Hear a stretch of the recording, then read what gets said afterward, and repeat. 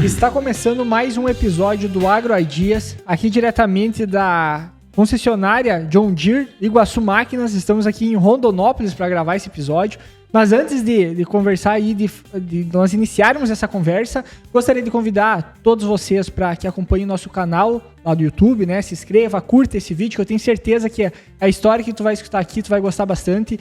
Convido também para quem está ouvindo pelo Spotify, que vai lá, se inscreva no nosso canal do Spotify, faça avaliação, dê lá 5 estrelinhas, que isso aí, obviamente, e claro, indicar para algum amigo, para algum colega, indicar para alguma pessoa, que eu tenho certeza que esse conteúdo daqui vai poder contribuir com bastante gente, porque é uma história fantástica. Porque hoje a gente vai estar conversando aqui com um CEO, fundador, mentor, conselheiro, apresentador, convidado de podcast, consultor de negócio, fazendeiro, pai, vovô, filantropo, filho, amigo, especialista em vendas, craque em finanças, terapeuta, padre, investidor, esportista. Esses são apenas alguns dos títulos que o nosso convidado e apelidos, né, que o nosso convidado já foi chamado ao longo desses anos.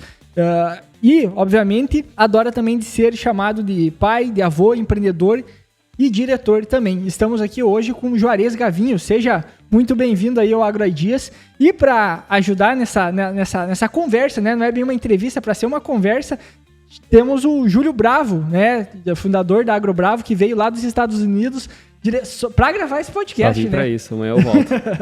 O Júlio tem uma história uma história já de anos, né? Principalmente com a Iguaçu, como também com o Juarez, então obviamente vai contribuir bastante aí para essa conversa. Seja bem-vindo, Júlio. Obrigado, é um prazer estar contigo aqui, sendo co-host, convidado aqui para ajudar a incrementar esse bate-papo com o Juarez.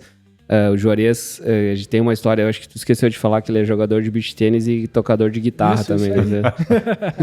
E o Juarez é um dos motivos pelo qual eu empreendo, né? O Juarez, na época, me incentivou muito a abrir a Agro Bravo, e quando eu estava naquela indecisão da vida ali, com 23 para 24 anos, sem saber muito para onde ir, o Juarez falou, não, se você abrir a Agro Bravo, você tem um cliente, pode abrir a Agro Bravo. E não tinha nem nome na empresa na época, foi lá em Curitiba que eu fundei. E a Iguaçu Máquinas foi a nossa primeira cliente em 2013. Desde então, eu acho que eu viajei mais que o Juarez com a minha própria esposa. Viajamos muito. Viajamos muito, já fomos para vários cantos do mundo. E uma alegria estar aqui em Rondonópolis, nessa cidade que virou o epicentro do agronegócio brasileiro, né? Nós estamos nos principais estados agrícolas mundiais. E feliz aqui estar com o Juarez e escutar a história dele. E para que coisas que só eu tenho a oportunidade de escutar, hoje todo mundo vai ter a oportunidade de escutar nesse podcast. Então, obrigado. Obrigado por ter chamado a gente aí. Vamos conversando. Vamos bater um papo. Bora. Bom, acho que para começar, a gente já estava conversando um pouco antes de iniciar o episódio, e eu acho que a gente pode começar do começo, né? Óbvio, tu não é aqui de Rondonópolis, tu veio para cá. E qual que é a tua história? Qual que é as tuas origens? Da onde tu veio? Eu sou de Curitiba, né? Comecei a trabalhar muito cedo ali em Curitiba, com 16 anos. Então, meu pai tinha uma construtora e aí teve um problema de saúde. E ele sempre queria que a gente fosse engenheiro, né? E eu fazia engenharia elétrica, né? Eu tinha me formado já em eletrônica. E daí, sempre ali para Curitiba, estudando e fazendo as coisas e tal. Daí comecei a trabalhar numa empresa, na Siemens, na época. Era a maior empresa do mundo na época, né? Ali começou minha luta. Daí ali eu namorava a minha esposa e basicamente foi assim. Daí teve um sogro do o sócio do meu sogro, grande figura, seu Aurélio Nicareta, de Santa Maria, no Rio Grande do Sul. Uma figura, eu acho que muito do que eu sei no comércio eu aprendi com ele. Ele já é falecido, mas foi um homem espetacular. O carinho que ele tinha pelos clientes na empresa Moinho Iguaçu, que era de São Miguel do Iguaçu, que tinha como sócio principal o meu sogro, pai da ID. Daí, umas férias, eu fui para lá e tal, e acabei achando alguma coisa que eles estavam fazendo errado ali no estoque, alguma coisa, mas até foi simples achar. Eles tinham um modo de fazer os controles assim, um modo mais rudimentar. E eu trabalhava já numa grande empresa, nessa época tinha saído da Siemens e estava na Trafo, que também é de Porto Alegre. Era transformadores, né, elétricos, né, a Trafo. E também aprendi demais naquela empresa. Convidando, vamos trabalhar com você, não vamos trabalhar com você, e o seu Aurélio principalmente, convidando. Tu tinha uns 20 anos, 25. 21, 22 anos, novo. é. Tá. Daí, falei, sabe uma coisa, vou tentar. Vou tentar. Fechei a faculdade, daí entrei em administração em Foz do Iguaçu. Nossa. E comecei a trabalhar ali. Por que eu vim para cá? Porque todo mundo dali estava vindo para cá. Que ano isso? Que ano que era isso? 81. 80, 81. Então, a princípio, o seu Aurélio, pessoa maravilhosa, queria vir para cá. Mas daí o pai dele teve câncer. E naquela época, hoje o câncer, tem pessoas, lógico, que morrem, é uma coisa perigosa e tal, mas hoje a grande maioria se safa ou tem uma sobrevida e tal. Mas naquela época era 100%. Né? E a pessoa perdia tudo que tinha, tentando ajudar a pessoa a não ter dor. Tal. Era cruel essa doença, até hoje é muito cruel essa doença. E o seu Aurélio, o pai dele, ficou com câncer. Daí falou, eu não posso ir mais, eu tenho que ficar cuidando. Cheguei em casa, falei com a esposa, numa conversa só, vamos para o Mato Grosso? Nossa. O Blairo estava vindo para cá, já estava com o seu André Maggi, estava aqui. Essa galera veio nessa mesma época. Veio na mesma época todos. Daí pegamos, deixa eu conhecer. Vim para cá conhecer, peguei o seu Aurélio, o meu cunhado e o meu sogro, pegamos um carro e viemos para cá. Chegamos na fazenda que o seu André Maggi tinha comprado, estava o Blairo em cima de um tratorzinho Ford, espalhando calcário. O Blairo Maggi, que foi ministro da Agricultura, governador do estado de Mato Grosso e... Tava em cima de um tratorzinho, espalhando calcário. Tava branco, que é branco ele já é, mas tava cor de talco. Sempre foram muito trabalhadores aqueles ali, muitos trabalhadores. E daí, sabe uma coisa, vamos para lá, comprar soja. E assim que começou a nossa vinda. Nossa vinda foi isso. Minha esposa topou na hora, como grande companheira que eu tenho já, 48 anos, né? 47, 48 anos. Topou, eu também topei a Rondonópolis. Legal. Vocês já tinham um filho naquela época? Quando nós viemos mudado, nós já estávamos com os 3 filhos. Nossa Senhora. Com 23 anos já tinha os 3 filhos? Quando viemos mudado, viemos em 83, a minha caçula, a Estela, estava com 1 mês. 1 mês. Mas eu vim antes. Eu vim já em 81, com os silos que são inclusive aqui do lado da empresa. Montamos esses silos para comprar soja. Isso era Moinho Iguaçu. Moinho Iguaçu, mas aqui foi um nome fantasia sul-brasileira. Sul-brasileira. O nome fantasia sul-brasileira. Foi gostoso vir para cá. Quando tu veio para cá, você já veio empreendendo, digamos assim, aqui. Quase todos esses que vieram para plantar para cá. A grande maioria veio para plantar. A grande maioria. Mas tu veio também para plantar? Não, a princípio viemos para comprar soja. Já veio com uma... Já que eles iam plantar, nós íamos comprar. Como era no Moinho Iguaçu, lá embaixo. Repetindo a história, e era um negócio familiar, né? Da família da sua esposa. Sim, exatamente. Mas, assim, o contato que eu tinha e o trabalho era com o seu Aurélio. Sim. Que não era parente. Sim. E viemos comprar. E fomos muito bem, mas quando chegou em 84, o Mato Grosso quebrou. Muito plantador de arroz, todos eram pequenos, o Blairo Maggi, tudo eram pequenos. E tinha uma outra turma que não veio com essa, a grande maioria, né, não veio com essa turma, e muita gente quebrou.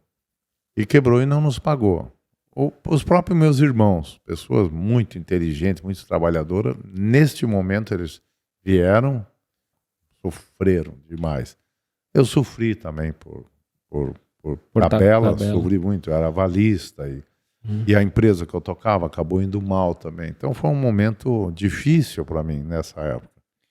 Mas foi difícil para todo mundo, né? Foi um momento, 84 foi uma das primeiras grandes crises. Foi uma grande crise. Mas nós sofremos mais que os outros, porque muita gente, em momentos de crise, tem quem cresce. Sim.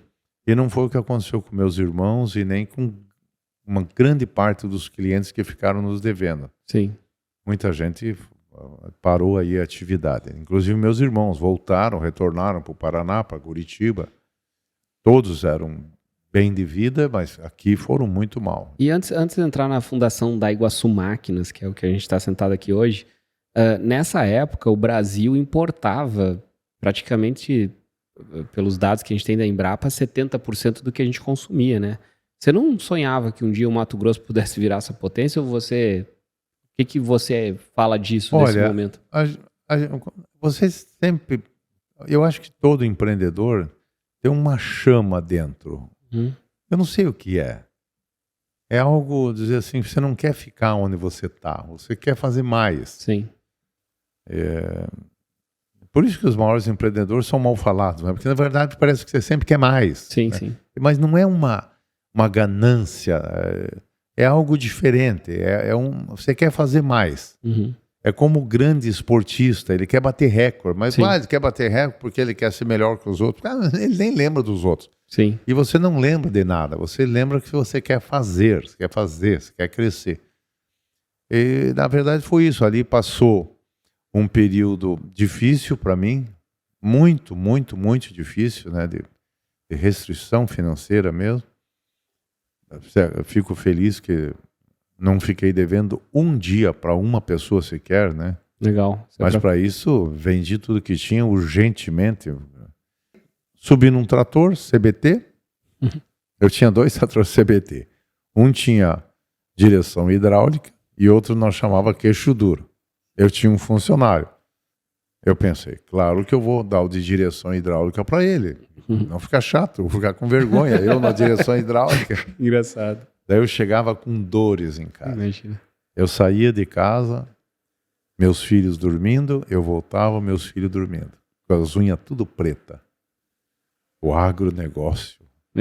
Eu acho bacana o cara dizer assim, nossa, esses caras aí, esses fazendeiros, usam caminhonete, diz, gente, vocês não iam aguentar no meu lugar. Não, e aí, Juarez, nessa época aí entra a Iguaçu Máquinas já? Ou um pouquinho depois. Primeiro eu me saí muito bem na lavoura, compramos uma fazenda. Isso, tá. Em sociedade. Daí soubemos que o cara, a pessoa que era concessionário SLC. Ah, sim. E nesse momento a John Deere já era. A John Deere tinha 10% da SLC, que era lá de Horizontina, dos Logman, Schneider, Logman e Ullmann. A gente entrevistou o Felipe Schneider, os meninos entrevistaram o Felipe Schneider. O pai dele trabalhou muito contigo, inclusive. Romeu, seu Romeu. Deve ter sido um dos que nomeou você para ser concessionário? Quem me nomeou foi o Romeu Schneider. Exatamente. Né? Legal. Uma figura ímpar no agronegócio. Ímpar no agronegócio, o Romeu Schneider. Soubemos que a pessoa tinha ido mal, entramos em contato com a John Deere, fui lá em Horizontina. Daqui a Horizontina? Daqui a Horizontina. Conversei com o senhor Hélio Renner. Nossa. Hélio Renner, Carlito Ecker. O Carlito Ecker está trabalhando com o Romeu Schneider até hoje. E o Romeu Schneider. Daí foi a história. A história foi por aí. Olha, você é um cara bom, queremos você, mas você tem garantia? Aqueles caras lá, garantia sou eu. Não, não precisava uma garantia e tal. Mas daí eu tinha parentes ali que tinham vontade. Eu acertei com cunhados, acertei com eles e montamos a empresa. Na época eu tinha sócios. Mas isso era SLC, né? Não era John Deere. SLC, 10% era da John Deere. Tá? Essa era SLC John Deere que falava. Né? Não, a SLC John Deere foi só em depois. 96, né? Isso. Então aí começou. Eu tinha máquinas da Massey Ferguson. Ah, sim. E eu sofria muito com o concessionário da época, né? E eu pensava, puxa, um dia se eu vender máquina, eu vou ser diferente. Era um negócio premeditado, então. Ser vendedor de trator. Eu falava, eu vou vender diferente. Eu vou falar um negócio aqui que não é nem engraçado. Eu acho engraçado, mas não é engraçado. Se você pudesse... Deus não nos permite ver as nossas vidas passadas, né? Mas eu tenho certeza que eu fui Jedi. E depois eu virei o Yoda. Eu adoro o Yoda, então eu era o Yoda. Depois, dos tempos mais modernos, eu virei monge tibetano. Depois eu evoluí muito evoluí mesmo como pessoa e virei vendedor de trator. Muito boa essa. Muito bom. Muito Eu acho que é uma evolução. É uma baita evolução. E por quê? É muito difícil vender um trator, Juarez? Eu represento uma marca sensacional. Isso. Então Nós ia chegar lá, é uma marca sensacional que muitas vezes se vende, mas é uma atividade muito complexa. Uhum. Você dificilmente vai ver um vendedor de trator ou um mecânico que chega aos 60 anos inteiro. O cara chega acabado. É difícil, é difícil. Mas o próprio agricultor, quem vê o agricultor hoje, o cara bem de vida, viajando, muitas vezes em avião e tal. Nossa senhora, eu queria ser agricultor. Gente, é uma pressão, é um trabalho dioturno. Eu não acredito que tenha qualquer agricultor de sucesso no Mato Grosso, qualquer um de sucesso no Mato Grosso que não trabalhou em média por muitos anos, 18, 20 horas por dia. Eu não acredito que exista. Eu trabalhava 15 horas. Não foi sucesso. Hoje existe a tecnologia, que vocês estão vendo aqui atrás. Ó. Sim. Hoje nós controlamos tratores e colheitadeiras para os nossos clientes. Mas na época, a gente tinha que ir lá ver se a semente caiu, você tinha que cavocar. E muitas vezes você tinha que parar, você tinha que pegar o saquinho plástico e ver se o pulverizador estava jogando certo. Era o dia inteiro. Teve gente que relaxou, não foi bem. Mas quem foi bem, ficava que nem um louco atrás de plantadeira, atrás de trator, atrás de colheitadeira, parando, tentando regular. Essa é a verdade, foi uma coisa sofrida. Sofrida. Ainda é um negócio sofrido, né? Um negócio que depende, comoditizado, negócio global, moeda estrangeira. Hoje o estresse é grande. É grande, né? Não o físico, né? Sim. O físico pega aquela gauchada. Meu sogro, o meu pai, que era ali do Paraná, meu Deus, essa turma trabalhava fisicamente igual uns animais. Sim. Eu já trabalhei muito, a minha geração, do Itamar, do Blairo, do Iraí, de todo mundo que está aí, João Trojan, Zeca, Bruneta, toda essa turma de sucesso que tem aí, essa geração trabalhou muitas horas, mas nós já tínhamos máquina. Sim. Os nossos pais eram... No braço. E a geração atual dos meus filhos é muita tecnologia, é muito estudo na cabeça. Muito dado. Né? E sempre tem aquele que analisa. Sim. E aquele que acha que é bobagem. Uhum. Dali uns anos você vê. Quem analisou, quem trabalhou mais, quem conferiu socialmente, é sucesso. Mas teoricamente, eu comentei isso até em outro episódio que a gente gravou esses dias, que a gente tem a percepção que o que a gente vê hoje no agronegócio é como se fosse há anos assim, mas na verdade é pouquíssimo tempo atrás. O trabalho era muito maior e obviamente quem estava no campo queria que os filhos muitas vezes não continuassem no campo exatamente pelo fato que era extremamente sofrido. E aí tu comentou que todo mundo que estava aqui trabalhou muito. Só que ao mesmo tempo muitos trabalharam muito e mesmo assim não tiveram sucesso. Exatamente. E o que tu entende como... Por que alguns tiveram tanto sucesso no Mato Grosso e outros não? Eu não sei o número exato para dizer para vocês. Não sei mesmo. Mas pelos conhecidos que eu tenho, se você pegar na década de 80, que final de 70, 80, início de 80, que a maioria que está aí veio, de cada 100 pessoas, 80 não se criaram. Quebraram e voltaram e foram embora e tal. Tanta coisa. Sobrou 20%. Desses 20%, desses 20 cara, 5 um sucesso estrondoso, que todo mundo veio, e os outros um bom sucesso, fizeram a vida e tal. Eu acho que existem pessoas que... Primeiro que tem pessoas que têm o talento. Os LeBron James, Michael Jordan, né? Djokovic. Tem pessoas que têm um talento para fazer a coisa. Primeiro tem isso. Depois tem pessoas, que eu me incluo, que por medo de ir mal, que eu tinha ido em 83, 84, aquele pavor de ir mal faz você trabalhar muito, verificar muito aquela coisa, olhar de novo. E eu sempre passei para meus filhos, você quer ir bem? Tenha medo de ir mal. Tenha medo. Porque não, vai dar tudo certo, imagina, vai dar certo. Não, tenha medo de ir mal. Você vai passar um sinal verde de madrugada, tenha medo.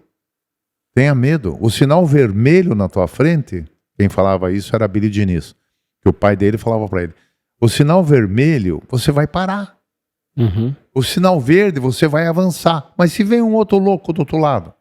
Então, quando tem aquele sinal verde, tenha medo. Diga, pera, deixa eu reduzir, deixa eu olhar. E eu acho que esse foi o grande motivo de pessoas terem ido muito mal e saído da atividade. Pessoas que não tiveram aquele medo. Fora aqueles extremamente talentosos, que tinham uma visão gigante de onde queriam chegar, nesses grupos grandes, aquela visão, daí já contratavam agrônomos, já estudavam sobre fertilização do solo, sobre variedades de semente. Era pouca gente. Era pouca gente. Tinha pouco acesso à educação na época também, né, Juarez? Era muito no treino, né? Mas essas pessoas, também por medo de ir mal, mas com esse talento. Daí esses que não tinham tanto talento, eram muito esforçados. E, gente, a quantidade de pessoas que não levam a sério as coisas no nosso país. Você vai em Iowa, lá nos Estados Unidos, pelo amor de Deus, a pessoa é tudo sério. Tudo sério. Aqui, não, vai dar certo. Não, mas vai dar certo se você fizer para dar certo. É que quando a gente olha por um lado, no sentido de que isso aqui, essa cautela, no caso, né, de mesmo que o sinal esteja verde, eu vou tomar cuidado, para alguns é visto como pessimismo. Num certo sentido, mas eu estou falando assim, essas pessoas que têm uma visão, eu quero fazer isso, eu quero crescer nisso, eu quero, né? E aí o cara faz a conta. Isso eu sempre fiz, a minha vida inteira eu fiz isso. Isso é um truque que eu sempre usei. E usei mesmo, e uso até hoje. E o meu filho usa e minhas filhas usam. E todos os diretores da Iguaçu usam. A gente diz assim, se isso der errado, eu quebro a perna ou eu morro? Se você disser assim, não, você vai se quebrar a perna, o braço, então eu vou fazer. Porque eu acho que vai dar certo. Não, mas se isso der errado, você morre. Não, então eu não vou fazer. Peraí. Eu vou pular do primeiro andar. Cara, mas com a tua idade você vai se quebrar. Mas não vou morrer, né? Agora eu vou pular do quinto andar. Daí você vai morrer. Não, então eu não vou pular. Então isso que eu quis dizer. Aquela pessoa que diz assim, não, eu vou fazer isso aí, eu quero montar minha lavoura, eu quero fazer isso aqui. Poxa, mas se você for dar esse passo, você vai mal. Então essa cautela, eu estou falando assim, foi bom, legal que você perguntou isso aí, mas não é uma cautela para o pessimista, é entre os otimistas. Todas as pessoas que crescem no mundo são otimistas. Todas. Mas não seria um racionalismo, no caso, Sim. de analisar mais para tomar decisão? Sim. Se você vê hoje o que é meio comum na tua geração, nessa geração de jovens, as pessoas que estão de 20 e poucos a 40 e poucos, jovens, vocês são mais racionais, vocês olham dados com uma facilidade incrível. Esses que quebraram do passado, eles não tinham acesso a dado. Não tinha, mesmo que tinha dado, não analisava, ele não, sabe, se ele escutava uma conversa, se isso aqui, o fulano faz isso, dá certo. Não esses que cresceram sempre foram, sabe, sempre, você ia nos churrascos com eles, sempre, estou pensando em fazer isso, se aumentar a população de semente. Existe uma turma fera, mas desde sempre. Hoje, a geração de vocês é uma geração bem melhor do que a minha geração. A pessoa diz que não. A pessoa diz que não. O Michael Jordan, melhor jogador da história do basquete, foi contratado agora por uma televisão qualquer, não me lembro se é a NBC ou a ABC americana. Por quê? Qual a história do Michael Jordan que ele quer contar? O Michael Jordan está dizendo assim, gente, as pessoas estão dizendo até hoje que a minha geração eram de mágicos, do melhor basquete do mundo. Vocês não estão assistindo o basquete atual? A quantidade de pontos, a quantidade de acertos que as pessoas fazem. Um desses rapazes aí que dão de cada 10 tiros, acertam o nosso, ele seria muito melhor que eu na minha época. Eu errava 4, 5 e fui considerado, cara, eu quero falar isso no microfone para todo mundo. Essa geração de jogador de basquete é melhor do que a minha. Parem de ter o saudosismo. Lógico. O que eu quero dizer é isso. É uma geração agora de dados. E estudar números, estudar dados, fazer curso, nada é igual. Mas hoje tu ser o melhor obviamente, é tu se sobressair sobre os demais, de alguma forma. Aí tu é visto como o melhor pelo fato que, pelo que dá pra entender que tu tá falando, é que aparentemente a régua tá mais alta hoje. Sim. A média tá mais alta, talvez? Sim, tá. Sim. Com certeza. A gente vê o Stephen Curry jogando no auge da carreira dele, o quanto que ele fazia, né? Enfim. Só que se a média está mais alta, teoricamente, é muito mais difícil de alguém se sobressair como era antigamente. Com certeza. Isso não tenho dúvida. E, inclusive de fazer patrimônio e chegar no tamanho que muitos chegaram, né? Hoje tudo tem dono, né? Então, uma vez se tinha uma ideia, puxa, eu vou vender trator John Deere. John Deere, será? Vender trator? Hoje o cara não consegue mais entrar no ramo, né? O ramo virou Sim, conglomerado de negócio. Aí pulando para isso, Juarez, que ano que foi a fundação da Iguaçu Máquinas? 89. E lá era Iguaçu Máquinas, concessionário SLC. Sim. E aí, quando que a John Deere entrou? Porque eu lembro uma vez você comentando comigo das chegadas, um jornal local da cidade, falando que chega em Rondonópolis os tratores da Jandira. Aqui, naquela época, foi do João Dias. João Dias. Conta um pouco dessa época. Que ano foi isso? Você comentou o nome do Romeu Schneider. Tomara que o Felipe e o Romeu vejam isso. Eu adoro eles. O Romeu falava lá no começo, lá atrás, assim, nós estamos sócios da John Deere. A John Deere é a maior do mundo. Isso daqui vai se transformar em John Deere. Ele falava lá atrás. Isso aqui é John Deere. Daí, a gente achava, quando falava John Deere, né, o pessoal conhecia o quê? Conhecia 10 marcas na frente, né? Até agora mudou o nome, mas era Valmete, né? Virou Valmetinho e tal. Então, tinha todas essas marcas e o cara falava John Deere. Daí quando nós falamos, vai ter, isso já 96 aconteceu. Nossa, isso. 96. Em 96, vamos lançaram o trator John Deere, o cara da reportagem, no outro dia lendo o jornal, famosos trator João Dias. Daí o outro cara falava, ia fazer uma reportagem qualquer na televisão, então onde fica a Jandira? Por que Jandira? A gente, o Jandira seria difícil, John Deere é difícil. Daí, uma das estratégias, onde uma brecha de mercado que o Júlio entrou, daí eu fui em 90 ou 91 para os Estados Unidos. Nossa, a primeira naquela época. Né? E foram nos mostrar, inclusive o Romeu foi na viagem. Ele levou nós para Disneylândia. A Disney ainda? Nós fomos chegamos lá, aquilo era uma religião. O Romeu era agrobravo da época? Não, ele era dono lá e diretor da SLC. Eu falo, não é possível, John Deere, uma religião, fanáticos. Sério? Já naquela época? Já era a maior do mundo. Aqui no Brasil nós não tinha, porque a John Deere não quis vir no Brasil na época do governo militar, porque sim. ela falou, pô, isso aí tá uma bagunça. O Felipe comentou até um pouco disso, que a John Deere tinha entrado, por exemplo, na América Latina, mas não tinha tido muito sucesso. Então, por isso que foi abordada até uma outra estratégia, no caso da SLC naquele momento, né? Sim. Daí fomos lá, vi aquela potência, eu falei, meu Deus, cara, que loucura que é isso daqui, essa John Deere. Pessoas com lençol na cama, travesseiro, John Deere. Eu falei, o que é isso? Falou, rapaz. Eu não tive esse fanatismo na minha vida, nem pro time de futebol, porque eu torço até hoje pro Curitiba. Quem torce pro Curitiba não fica fanático nunca. Né? Então, eu nunca comprei uma flâmula do Curitiba. Né? Daí, eu falei assim, eu vou ter que trazer os clientes para cá. Eu vou começar a trazer clientes para cá. Legal.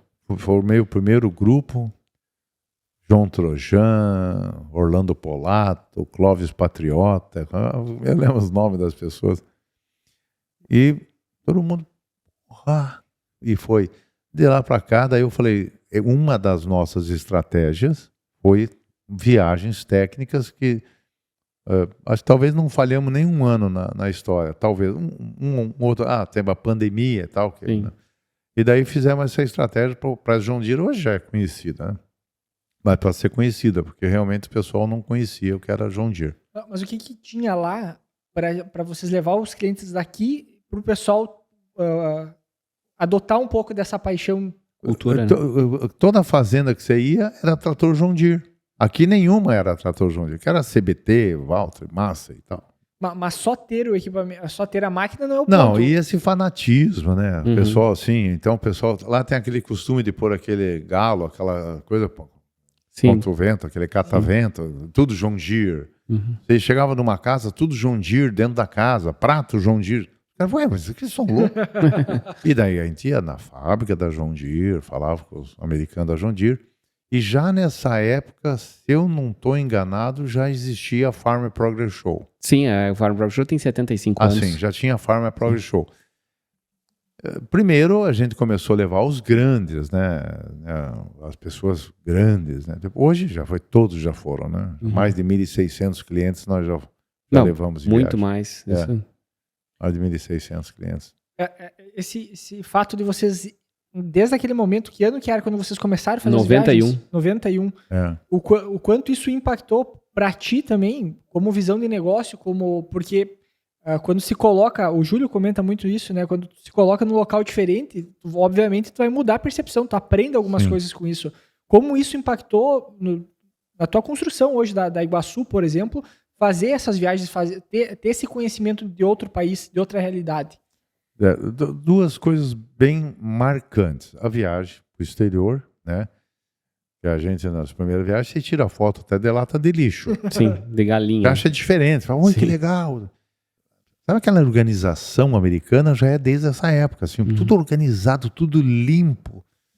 E lá o fato do agricultor tocar o seu próprio trator, né?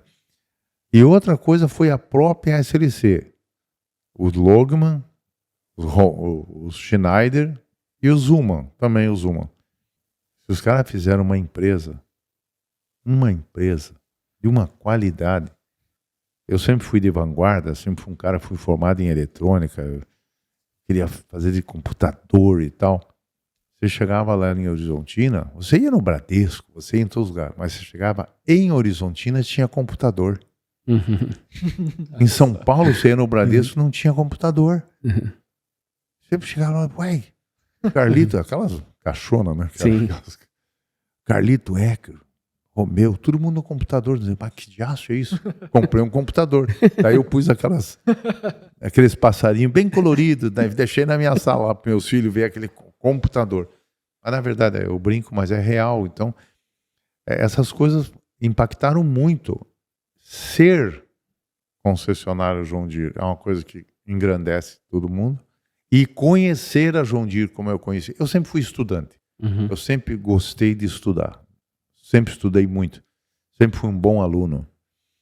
Então, eu comecei a estudar os Estados Unidos, estudar a John Deere completamente, estudar detalhes da John Deere. Então, a gente gostou disso. Ô, Juarez, e naquela época, eu lembro que as primeiras vezes que a gente viajava, o primeiro ano foi em 2009, que a gente viajou junto, os produtos demoravam para chegar no Brasil, né? Era como se a gente fizesse uma viagem ao futuro, quando nós íamos para os Estados Unidos, né? E hoje o Brasil, a John Deere... gente nem tinha acesso, de tanto que demorava. Não... Exato, e hoje a John Deere, a gente, não sei se a John Deere tem 7 ou 9 fábricas no Brasil, eu não sei, é bastante fábricas no Brasil já, né? Então hoje é feito produtos para cá, né? O quanto que isso evoluiu, o quanto que os negócios evoluíram, né? O que você lembra dessa época, assim, esses produtos importados, essas coisas que você trazia, o quão difícil que era? A John Deere fazia colheitadeiras, né, e plantadeiras. A melhor plantadeira que já existiu, John Deere. E colheitadeira. Então, a gente ia para lá, via lá, que nem trator. Aqui não tinha trator. Então, o que eu fiz a questão de trator? Eu importei, o primeiro trator importado fui eu que fiz. A John Deere me ajudando. Eu importei um 4960 que tinha ganho uma premiação na Universidade de Nebraska com o melhor trator do ano. E o cliente que comprou esse trator foi o João Trojan. Uhum. Eu trouxe importado esse trator. Existe até hoje esse trator. O João Trojan veio de Uruguaiana para cá. Ele é lá do Uruguaiana. Então isso foi em 92, 93. E importei 2 tratores articulados na época. Para o Eloy Marchetti. Que veio de Caxias do Sul. 8750. 2 tratores articulados. Existem até hoje. Aquele trator foi um desastre para mim.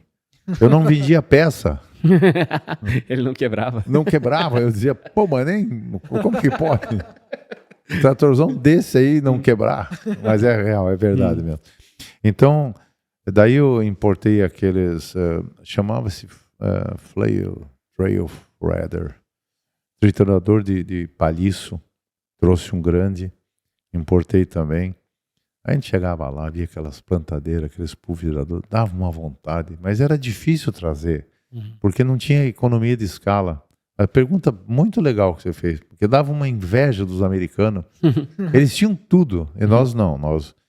Foi passo a passo. E a agricultura americana já era muito consolidada na época, né? Porque a agricultura americana é de 200 anos, hoje já é muito consolidada. Naquela época já devia ser uma potência, né?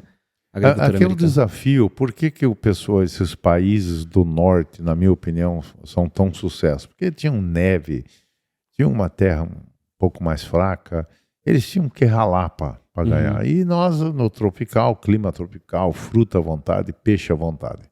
Isso é a teoria que eu tenho dessa questão. Não tem nada a ver de quem descobriu o Brasil, que religião. Não, para mim é bem claro isso. Lá eles tinham que trabalhar muito. E na agricultura é a mesma coisa. Você pega aquele solo deles, preto, é o solo de Iowa, vamos dizer que Iowa que é a referência. Aquele solo preto, aquilo lá vira uma pasta. O John Deere começou desenvolvendo um arado que conseguia penetrar, não grudar aquela pasta, de um aço polido. Ele teve essa ideia. Mas hoje você olha aquilo lá e você vê, poxa vida, aquelas máquinas naquela lama.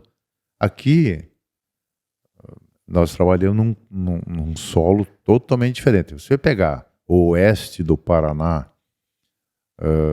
alguma região do Rio Grande, sim, tem um solo que vira faz tijolo, se quiser. Mas aqui no Centro-Oeste não, é um solo mais arenoso. Você chove daqui, 3 horas depois está trabalhando. Então lá, a vida inteira, eles tiveram que ser primorosos, excelência em desenvolver produtos. Por isso que eles têm tanto tipo de produto lá e nós não. Entendi. Podemos pular para... Tem uma das perguntas, né, seria aquele momento que tu foi...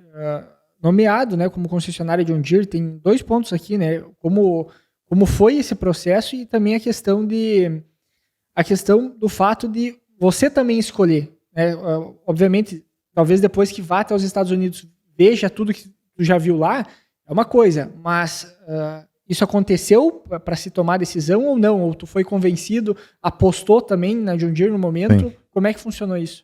A questão da escolha para nós foi bem clara. Existiam 3 ou 4 marcas melhores na época. Apareceu a oportunidade dessa empresa que foi mal. Nós plantando e tal, então, poxa, eu quero fazer mais coisa. E eu gosto do comércio, né? Eu falei, putz, é uma oportunidade, eu vou apostar na SLC, que eu nunca tinha comprado uma máquina da SLC. Eu tinha comprado New Holland e Massey, colheitadeira. Eu não achava legal a SLC. Sim. Mas eu falei, mas eu quero vender máquina. Agora eu quero vender máquina. Ainda bem que não foi bicicleta, porque senão eu ia querer vender bicicleta. Eu queria fazer algo. Na verdade, o primeiro ponto foi isso. E um amigo comum, um cliente, falou, poxa, senhor, está enganado, essa marca é boa pra caramba, essa colheitadeira aí e tal. Daí eu fui lá pro sul e foi um processo de muita análise, que a John Deere analisava a SLC, né, Schneider Logo, analisava muito, né? Seu Romeu e tal. Mas fomos aprovados, aceitaram nós como... E a John Deere tinha um processo de uma... inteligência rara, sabe? Inteligência rara. Eles levavam você para lá, analisavam o currículo das pessoas que você estava contratando, e daí te davam um curso de 1 semana. Você passava em todos os departamentos, a Dolar Eckers, tinha o cabelinho enroladinho, branquinho, bem gringo mesmo, tava lá o Adolar, daí o Adolar falava sobre expedição, sobre logística. Rui Maier ficava 2, 3 dias explicando você sobre serviço e tal. Daí o seu Hélio Renner sobre venda. Era uma cartilha de coisas. Uma cartilha. Como é que era o nome daquele menino do financeiro? Me fugiu o nome agora. Então tinha a Maristela. Martin Mundstock. Martin Mundstock era interessante. Eu lembro até hoje. Que legal que você perguntou. No dia da nomeação, você vê como é um dia tão marcante, que o Martin Mundstock falou: em cada tempo uma solução. Nunca saiu da minha cabeça, em cada tempo uma solução. Ele falou no dia da nomeação. Então, foi interessante, porque quando nós passa esse dia e eles mostrando para nós o que era o grupo Schneider Logo e o que era a John Deere, cara, você vem energizado, né? E naquela época, hoje, pelo amor de Deus, eu já participei de... Outro dia nós fizemos uma conta de exposição, mais de 400. Nossa. De curso, seguramente mais de 400 cursos, ou talvez 1000 cursos que eu já fiz na vida, de pós-graduação e tal. Mas na época não. Sim. Na época você fazia faculdade, algum curso ali extracurricular que falavam, e você ia para uma turma dessa, deram uma aula. Aí você vinha assim, energizado. Foi um momento muito marcante. Que legal. A nomeação da John Deere. E a questão de... Hoje, vendo aqui a Iguaçu, né? É uma loja bonita, uma loja organizada, é gigantesco aqui o espaço. E esse é uma de quantas lojas? Aqui é a sede. São 14. 14. 14 lojas. 14 lojas em 3 estados. 14 unidades, é. Em 3 estados. E aí eu imagino o desafio que é... Tudo bem, tu tem todo um suporte da John Deere, tinha um equipamento bom, um treinamento que eles davam, ou seja, por trás tinha uma assistência muito boa para o negócio acontecer. Mas mesmo assim, tem o trabalho de vocês, obviamente, a expertise de vocês para trabalhar na região, para desenvolver, fazer a empresa crescer. O que tu acha que foi um fator importante para vocês construir hoje essa potência que vocês têm? Eu acho que os nossos slogans... Não. Os nossos slogans falam bem. O primeiro slogan nosso era seriedade em servi-lo. Sempre nós tivemos a fama de gente séria. Porque todas as dificuldades que nós tínhamos passado, não deixamos ninguém, não deixamos de pagar ninguém em dia e tal. O segundo slogan nosso foi a sua casa de bons negócios. E o slogan atual é paixão em servir. Isso é real. Nós fizemos uma coisa muito séria, muito correta, muito...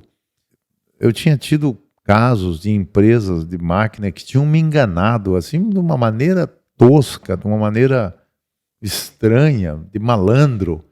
E eu dizia, poxa, eu sou do Sul, eu sou curitibano, eu levo as coisas a sério. Eu nem era muito de brincadeira e de risada na época, era muito sisudo, muito fechado.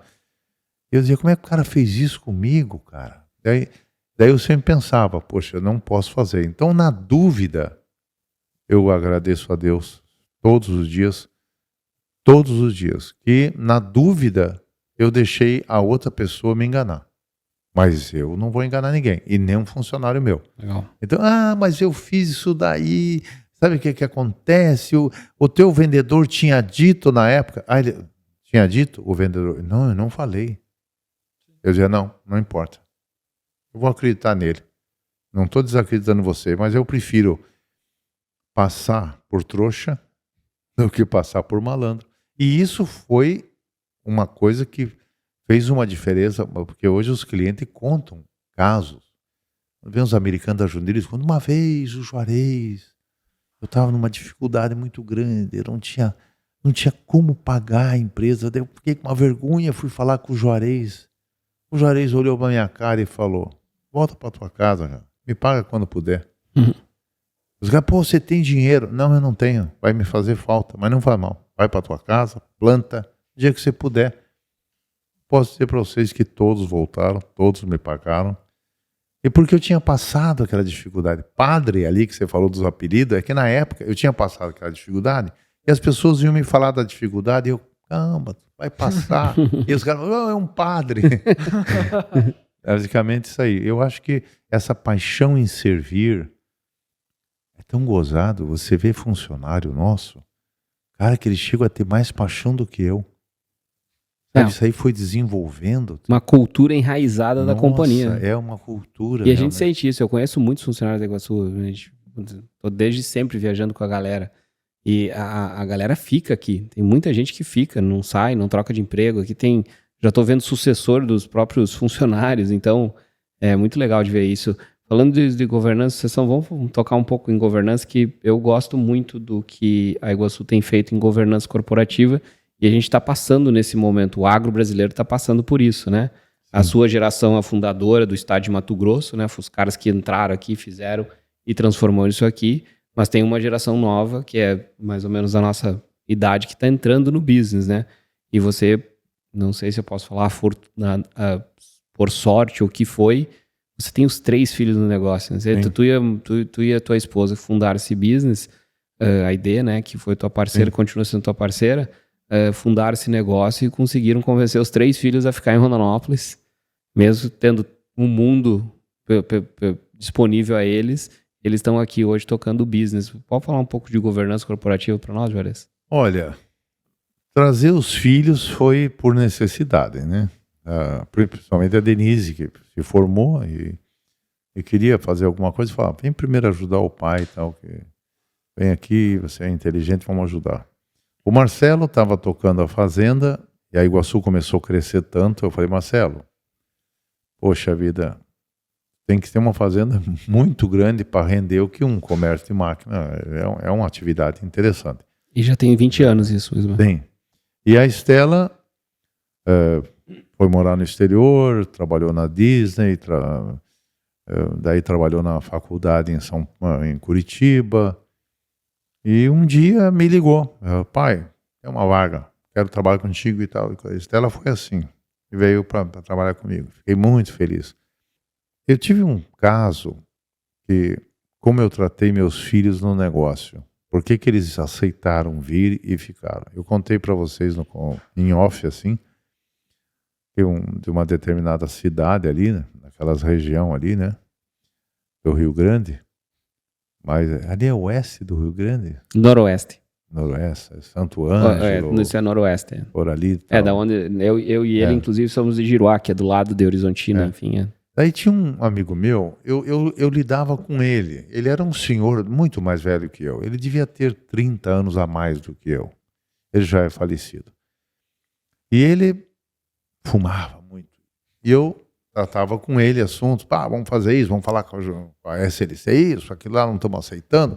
E o filho dele, que tinha a minha idade, vinha, trazia café pro pai e tal. E o pai, fulano, vai lá pegar minha pasta. Esse senhor era bruto, gaúcho mesmo, de bombacha. Galo velho. Muito rico. muito rico. Eu comprava as colheitadeiras à vista. Paulinho, vai lá, Paulinho, traz. Eu num ego idiota, um ego infantil, bobo, em algum momento eu pensava, pô, mas como eu sou, né, cara? Tenho a idade dele, eu tô tratando com o pai dele, ele é um cara. Por um momento eu cheguei a pensar assim, uma vaidade, um ego bobo. Normal, da idade, né? Daí, um dia nós ganhamos um prêmio e esse filho foi viajar junto com a esposa, comigo e com a minha esposa. Gente, esse cara era um gênio. Meu Deus, que inteligência, que cultura. Ele sabia tudo do nosso negócio. Ele sabia tudo, mais do que eu. Eu pensei, cara, babaca não é ele. Babaca é o pai dele. Será que eu estou fazendo isso com meus filhos? Ah, que legal. Foi, meu Deus, aquilo me arrepia até hoje. Esse senhor morreu. Não tem nada a ver com a história da sequência da minha sucessão. E esse que assumiu, o filho assumiu e tal, foi fazer uma cirurgia na coluna e morreu no hospital em Porto Alegre. A empresa acabou. Mas eu pensei, cara, será que eu estou tolhendo o crescimento dos meus filhos? Será que eles são os filhos do Juarez? Aí eu comecei a escrever um caderno. O que eu ia fazer para os meus filhos? Por 5 anos da minha vida, a minha esposa conta muito essa história, eu chamava os meus filhos todos os dias. 4:30 da tarde, 4 horas da tarde. Senta aqui. Eu quero contar para vocês o que eu fiz. Por que eu demiti aquele cara? Por que eu dei aumento para aquele lá? Por que eu falei com a John Deere? O que vocês pensam sobre isso? Eles, ai, pai. Pai, não, então, o que você fez? Não, eu quero que vocês vão assumir isso daqui. Eu não quero que nenhum dia vocês façam o que eu faria. Vocês são mais inteligentes que eu acho mesmo. Eu só quero que vocês saibam como eu pensava. O pai pensava assim, o pai pensa assim. E podem fazer o contrário, não tem importância. Mas eu só quero que vocês saibam como eu pensava. E essa coisa foi criando um elo, foi criando sempre tivemos feito um amor, nunca tivemos uma briga, nunca tivemos uma surra, nunca bati nos meus filhos. Sempre foi muito legal assim entre todos lá. Eu digo que pela aquela dificuldade que eu tive em 83, acabou unindo a família. Geralmente separa, né? Sim. Mas acabou unindo. Daí fomos pondo regras e eu fui desenhando. Eu contratei consultor de sucessão, umas bobagens, eu falava a mesma coisa. E eu mesmo fui criando. Você vai fazer isso, vai fazer isso. Não, Marcelo, você vai ficar no financeiro e administrativo até um tempo. Depois você vai assumir outra coisa. Denise, você vai fazer tal coisa. Aí a Denise... Ai, nossa, peça é muito desafiador. Meu Deus, pai, eu estou morta de cansado. Então você, a partir de agora, vai assumir peça e serviço. Tá reclamando? Não, porque você tem capacidade, tem mesmo. Lógico. E a Estela, você vai fazer o marketing e tal. A Estela também teve recursos humanos, né? Recurso humano, marketing e tal. E o Marcelo foi administrativo, depois começou com o administrativo e vendas e... Há 6 meses atrás, o Marcelo é o CEO da empresa, a Estela. Há 6 meses atrás, o Marcelo passou a ser CEO, a Denise, COO, peça, serviço e tecnologia, essa parte aqui, e a Estela ficou em marketing, e contratamos um grande diretor, que é CPO, que é o Márcio, e contratamos uma CFO, que estava com a gente. Então, nós temos hoje uma diretoria com... os filhos, mas com pessoas de fora. CPO também. De pessoas e o CFO de finanças. Tínhamos nossas reuniões informais por muitos anos, que era o nosso conselho, né? Então, vamos fazer isso, vamos fazer aquilo, convidando alguns funcionários junto e tal, e coisa e tal. Daí eu inovei uma vez, falei, tenho que dar uma carta para John Deere ficar seguro. E eu tinha um funcionário, até hoje faz parte do conselho, se aposentou e eu convidei ele para fazer parte do conselho. Quantos anos esse funcionário ficou com você? Laércio, 44 anos comigo. 44 anos na mesma empresa, cara. Daí eu mandei uma carta para John Deere que se acontecesse algum problema que eu morresse, assim, quem iria assumir era o Laércio, por 6 meses. Depois um filho meu assumiria de comum acordo. Daí a John Deere pediu que queria, abaixo de mim, ter um gerente geral. Nós tinha cada loja um gerente geral no contrato. A John Deere, não queremos mais, queremos só um. Chamei os filhos, Denise, Estela e Marcelo. Ó, a John Deere quer que eu ponha alguém de gerente geral. O Marcelo falou, eu acho que a Denise tem que ser. A Denise falou, não, eu não quero ser. Sabe? Queira ou não queira, Marcelo, mulher ainda é vista como mulher, tem um filho, tem um marido, é mais complicado e tal. E a Estela, o que vocês achar e tal. Daí eu falei, bom, Denise, você está confortável? Não quero mesmo. Vamos pôr o Marcelo? Meu voto é o Marcelo também. Tal. Então foi. E a ID? A ID também trabalhou como financeiro muito tempo contigo, né? Vixe, a vida inteira. A vida inteira. A ID parou um pouco antes. A ID vem todos os dias na firma, cuida de toda. Eu não tenho. Nunca eu peguei um salário. Porque eu fiquei. Por que eu ganhei a fama? Porque eu fui para o comércio. Mas do meu lado tinha uma mulher que trabalhou tanto quanto eu, a ID, tanto quanto eu, para fazer a empresa. Numa época difícil. Dura. Putz, o cara não pagava uma conta, faltava dinheiro para pagar a outra. Então, a ID, só que agora a ID cuida bastante do financeiro, sempre cuidou do financeiro pessoal, ela continua cuidando. Eu nunca assinei um cheque. Não que eu sou um gringo antigo. Sim, não. É porque eu queria crescer e tal, e daí de cuidar sempre muito bem. Cada um no seu foco, né? Hoje mesmo na Holding, que a gente está cheio de negócios, cheio de investimentos, né? Nós temos 3, 4 pessoas que trabalham na Holding, mas igual, o ok para pagar é a ID que faz. Até hoje. Mas não mais na Iguaçu, que aqui nós temos umas 40 pessoas no administrativo financeiro. Então, daí, antes eram reuniões assim, informais, meio eu conduzindo e tal. Fomos crescendo, assim, fomos organizando o conselho, fomos organizando cargos. Fulano, gerente sair, quem que vai... E começamos a ter essas coisas. Tu tem sucessão familiar e tem sucessão executiva, né? Sim, e fomos fazendo há muito tempo. Todos os prêmios sobre sucessão que a John Deere já inventou de dar, ou elogio, foi para nós. Nós fazem uns 15 anos. E sucessão não é substituição, né? Não é substituição. O Juarez saiu. Naturalmente, você vai pegando outras coisas. Tem coisas que... pegar um carro e sair atrás de cliente, você não consegue mais. Você tem até vontade. Sim. Existe, quando você vai parar de atender cliente, ou de atender tanto a John Deere, é um desafio para quem sai.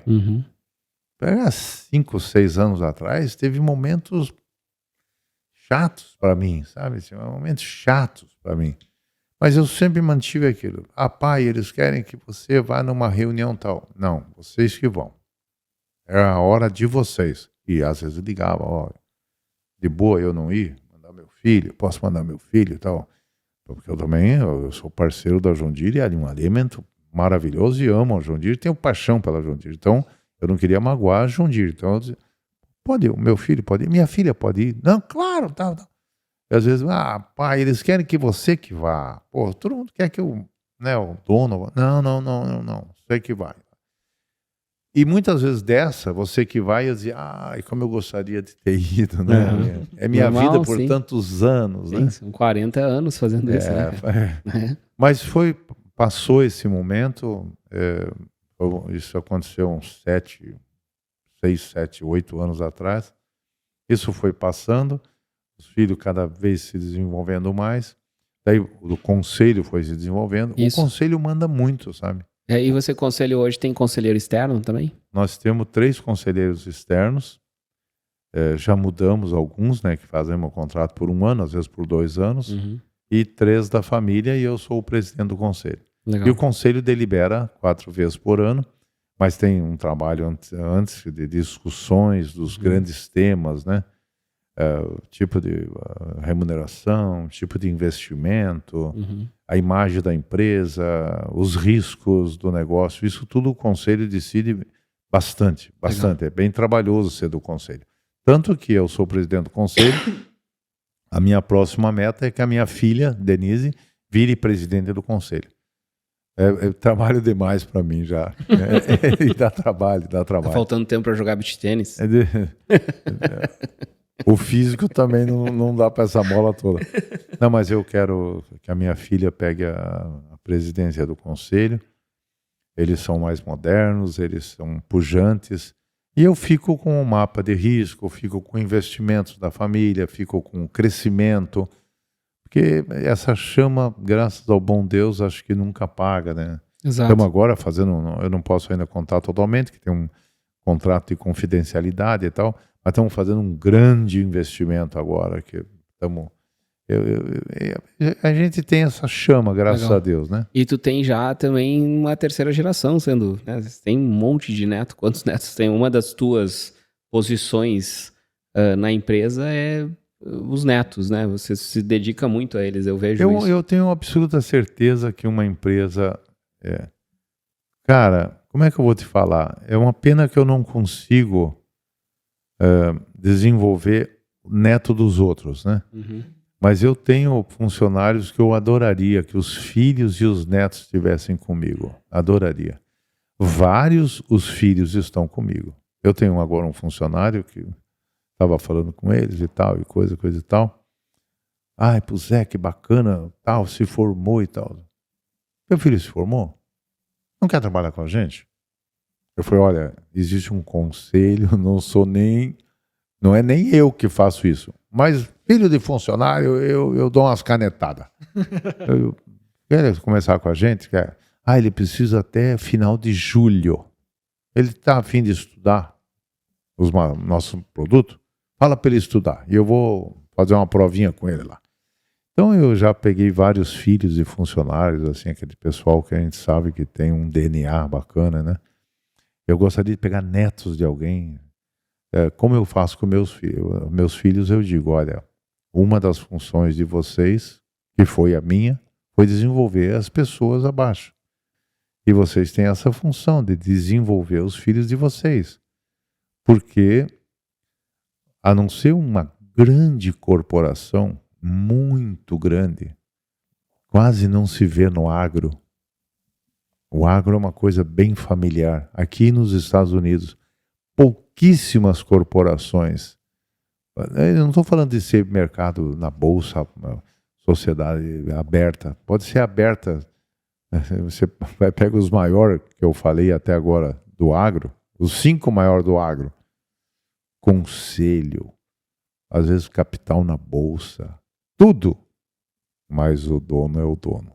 Continua mandando. É diferente de uma John Deere. Lógico. A John Deere A John Deere é legal, até um exemplo muito legal de governança, porque ela tem quase 200 anos e já teve 11 caras tocando ela, né? Sensacional. É pouca gente, né, em tanto tempo, né, tocando uma empresa. Agora, o conselho de uma empresa ajuda mais que as pessoas pensam. Muito mais do que os donos pensam, como eu. Eu penso, que eu preciso de alguém para dizer o que eu quero? Outros meus filhos tocando, eu digo o que eu tenho tanta experiência. Bobagem. Quem pode fazer E eu já teimei sobre esse tema. Não, hoje que eu tenho um conselho bem formado, uma gerente de conselho que eu tenho, que organiza os temas, as pautas, os temas relevantes. Nossa, e temos comitês de auditoria independente que ligados ao conselho, não ligados ao CEO, ligados ao conselho, comitê fiscal, comitê de auditoria, tudo ligado ao conselho. Daí você vê que realmente as decisões são tomadas de uma maneira mais cuidadosa com o futuro da empresa. E o futuro da empresa significa teus netos estarem preparados, porque senão não vira nada. Sim. Porque paredes você compra melhor e mais barato do que qualquer empresa. Ai, que bonita essa empresa. Não. Se eu fizer uma nova ali, sai mais barato. Agora, pessoas não. Pessoas que vão fazer o teu futuro. Não tem outra história. pessoas que vão fazer o teu futuro. Você ir escolhendo pessoas para os cargos.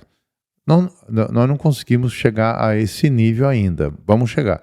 Mas nós já temos, se essa gerente parar, essa pessoa vai assumir, e se essa parar, essa outra vai assumir. Em alguns casos, nós já temos a terceira página preparada. Terceira linha de sucessão executiva. Sim, exatamente. Isso aí. Eu vejo que quanto maior o negócio, tem alguns negócios que ele vai tendo uma complexidade cada vez maior. E muitas vezes a pessoa que começou o dono da empresa, ele acompanha uma evolução da empresa e nem sempre, às vezes, o dono consegue estar pronto para acompanhar a própria empresa dele. Muitas vezes a empresa vai crescendo tanto e, obviamente, tem que aprender a buscar conhecimento em algum lugar para te estar preparado. Durante esses anos, onde é que tu buscava conhecimento? Onde é que tu buscava... Porque toda decisão que vocês têm aqui dentro, ela tem que ter vindo de algum lugar, tem que ter um conhecimento implementado ali. Onde é que o que tu fazia para aprender e para estar preparado para evoluir junto com a empresa? E essa resposta vai ser fácil, porque tu é CDF, né? Não, mas eu vou dar uma resposta que vocês talvez não esperam. E ninguém espera. E pouca gente fala a verdade. Primeiro que eu estudei muito. Estudo. Sou curioso. E a internet, para muita pessoa de idade, é ruim. Ou computador, essa coisa aí. Para quem gosta de estudar, isso é uma salvação. Porque às vezes eu fazia uma planilha de cabeça. Daí você vai ficando com mais idade, vai ficando mais lento nas coisas. Você vai ficando mais lento no esporte. Vai ficando mais lento em uma coisa. E daí, quando você pega isso aqui, você fala assim, poxa, eu virei rápido de novo. É como se fosse uma cadeira de roda, é como se fosse uma muleta para quem precisa. É uma ferramenta para quem tem o que quer. Isso é uma coisa. Mas a verdade, então eu estudei muito, então essa aqui fui eu que inventei. Essa aqui. Eu vi lá nos Estados Unidos, no Justin, na AHW.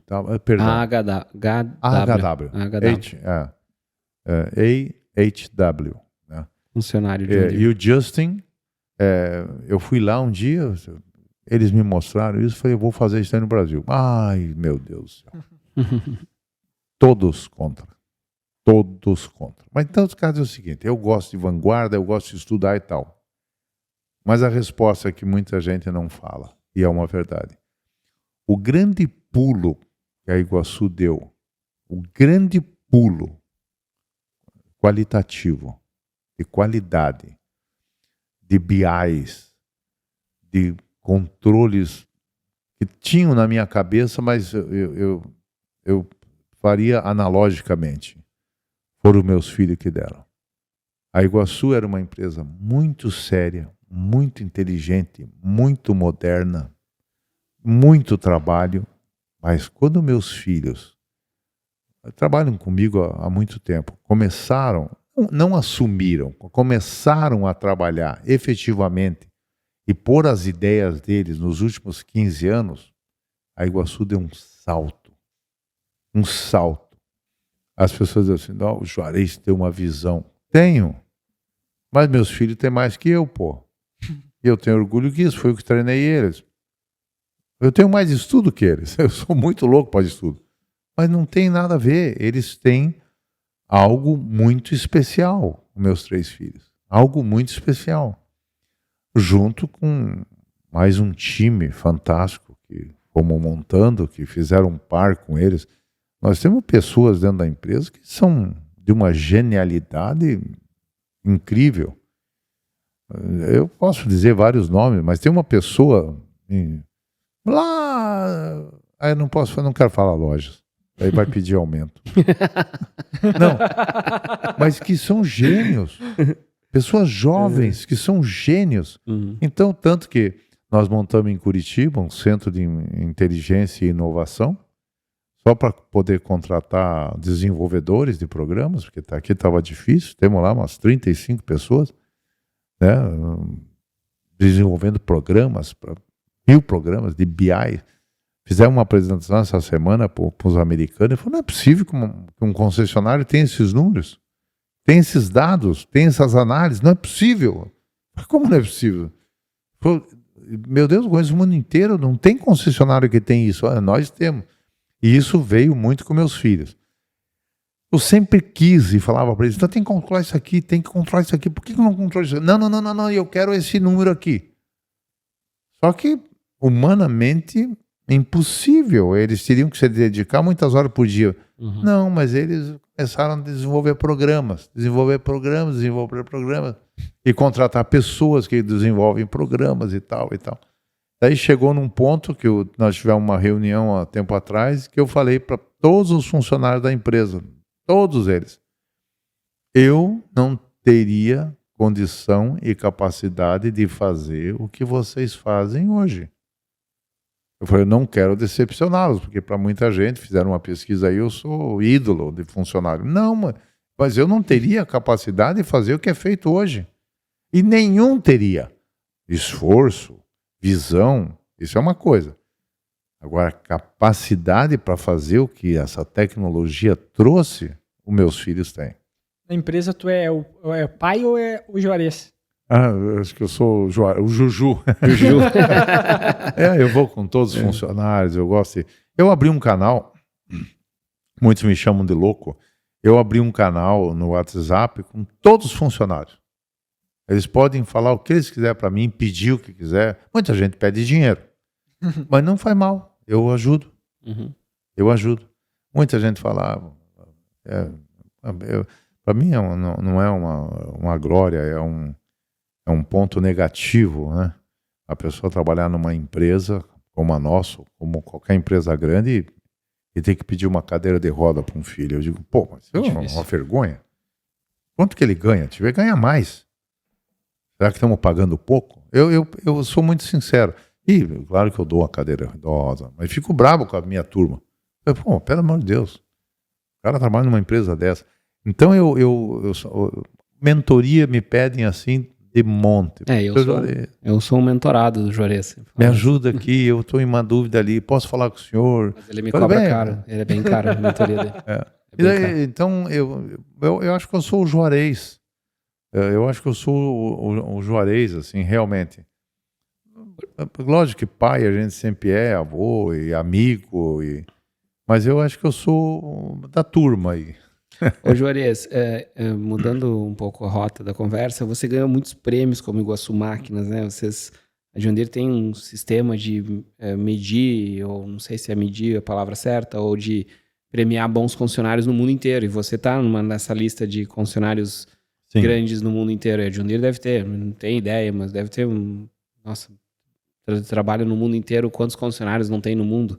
E você está lá sempre você junto com os seus colegas aqui do Mato Grosso mesmo, já pode contar um pouquinho disso? Como é que a John Deere mede esses fatores de sucesso? A John Deere tem várias premiações, desde serviço, a gente ganha várias, várias campanhas. A Iguaçu sempre ganha várias, né? E o top é o Classe Mundial, um programa muito antigo na John Deere, que praticamente ganhamos todos. Eu acho que de 25 ganhamos 24, alguma coisa assim. E tem o Leaders Club também, que estamos sempre Leaders Club, que é um programa mais recente, mais valorizado. É um programa de você estar entre os 10% melhores do mundo e tal. Leaders Club, show. Leaders Club. O primeiro que nós ganhamos, o primeiro que foi feito no Brasil, chamava-se Managers Club, né? Daí, na hora ali mesmo, o CEO da John Deere, o chairman, que era o Sean Allen, falou, vamos mudar esse nome, vamos mudar para Leaders Club. E nós ganhamos praticamente todos. Também do Leaders Club, é um programa que mede. A John Deere tem muitos programas e muitas métricas e KPIs que ela mede. Então, a John Deere é muito organizada. Então, ela tem giros, tem coisa de serviço, tem coisa de peça. Eu acompanho muitos relatórios dela no mercado financeiro, eu acho fabuloso a quantidade de informação que tem. Ela tem muito. Uma vez eu contratei para o nosso conselho uma grande figura da John Deere que se aposentou, Malcolm Rhodes. Ele era o responsável. Era um inglês que morava já há 40 anos nos Estados Unidos e ele era responsável por todos os concessionários no mundo inteiro. Ele era do desenvolvimento de concessionário. Então ele se aposentou, convidei, acertei com ele. Ele ficou 1 ano como conselheiro. Ele trouxe muitas coisas para nós, muitas coisas para nós. Então, a John Deere mede tudo, como a Iguaçu mede tudo. Nós temos todas as pessoas que tem como fazer uma... Se você não mede, você não faz. Né? Você não pode mensurar, não pode ganhar, não pode melhorar. Tem que poder mensurar as coisas. Legal. E aí, Juarez, eu não sei se a gente está indo já para uns final, se tem alguma coisa, mas eu queria falar um pouco de hobby. Eu sei que você gosta muito de música. E inclusive, eu e você já fizemos algumas missões extracurriculares. Né? A gente fez um rock tour já em 3 oportunidades, né? A gente gosta, e eu queria que tu falasse um pouquinho desse teu hobby, porque eu lembro do dia que tu ganhou o primeiro violão. Eu já era seu amigo, você era e você, falando aqui em público agora, você era um cara brabo. Todo mundo tinha medo de ti. Claro, quando a gente tá começando, né? Um cara que te contrata, né? Tem que fazer isso, tem que fazer aquilo. A gente não sabe fazer nada. E ele ajudando nós a construir o negócio. Você é muito responsável pelo qual o estilo da Agrobravo hoje ser muito por causa das suas exigências. E eu lembro do dia que você ganhou um violão de sua filha. E você entrou nessa indústria de músicos. Eu nunca soube tocar violão, nunca toquei violão, eu nunca me permiti nada, eu me permitia trabalhar.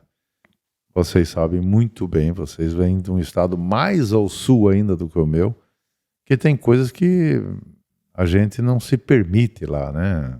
Não se permite, né? E eu nunca me permiti ficar muitos dias na praia, porque vergonha, né? Se alguém souber que eu fiquei 3 semanas, 2 semanas. Então se não, tinha que falar, doutor, eu nem queria ver, quem quis foi minha esposa, né? Coisa de gaúcho. Mas daí eu nunca soube tocar violão, e daí eu tive um problema, eu jogando futebol, estourei o ligamento e tal, e demorei um pouco para operar. Quando eu operei, infelizmente complicou, né? E daí deu trombose, daí deu embolia pulmonar. Caramba, foi full. Foi. Fiquei 15 dias na UTI, morre, não morre, tô no lucro. E daí isso foi em 2002, né? Daí, por que aconteceu? Não tem hipertensão, não tem isso, fizeram todos os testes e tal. Daí quando não descobrem nada, né? Falam o quê? Né? Hoje falam que é virose, mas na época falam que era estresse. Tá estresse.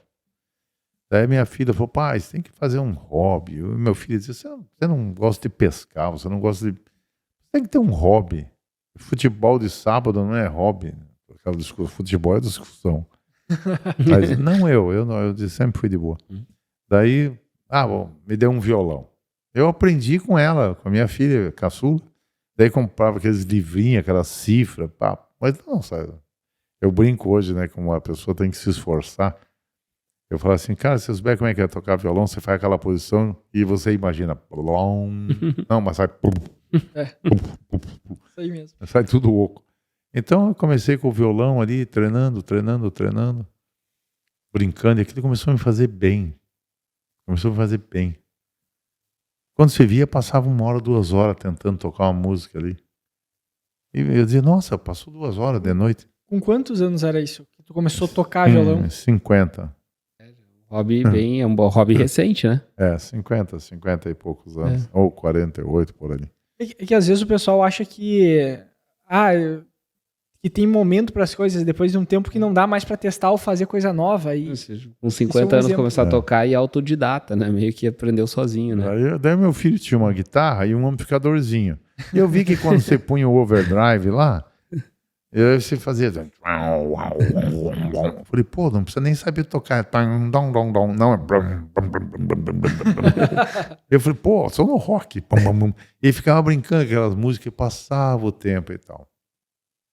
Daí tinha uma pessoa muito humilde do lado da minha casa, professora, que Zé Damião, falecido já com bobagem, com bebida e tal, com músico, infelizmente, muitos vão. Ele chegava assim, tocava um blues. Eu sentava, às vezes pegava um copo, uma bebida e tal. Ficava escutando aquele blues ali.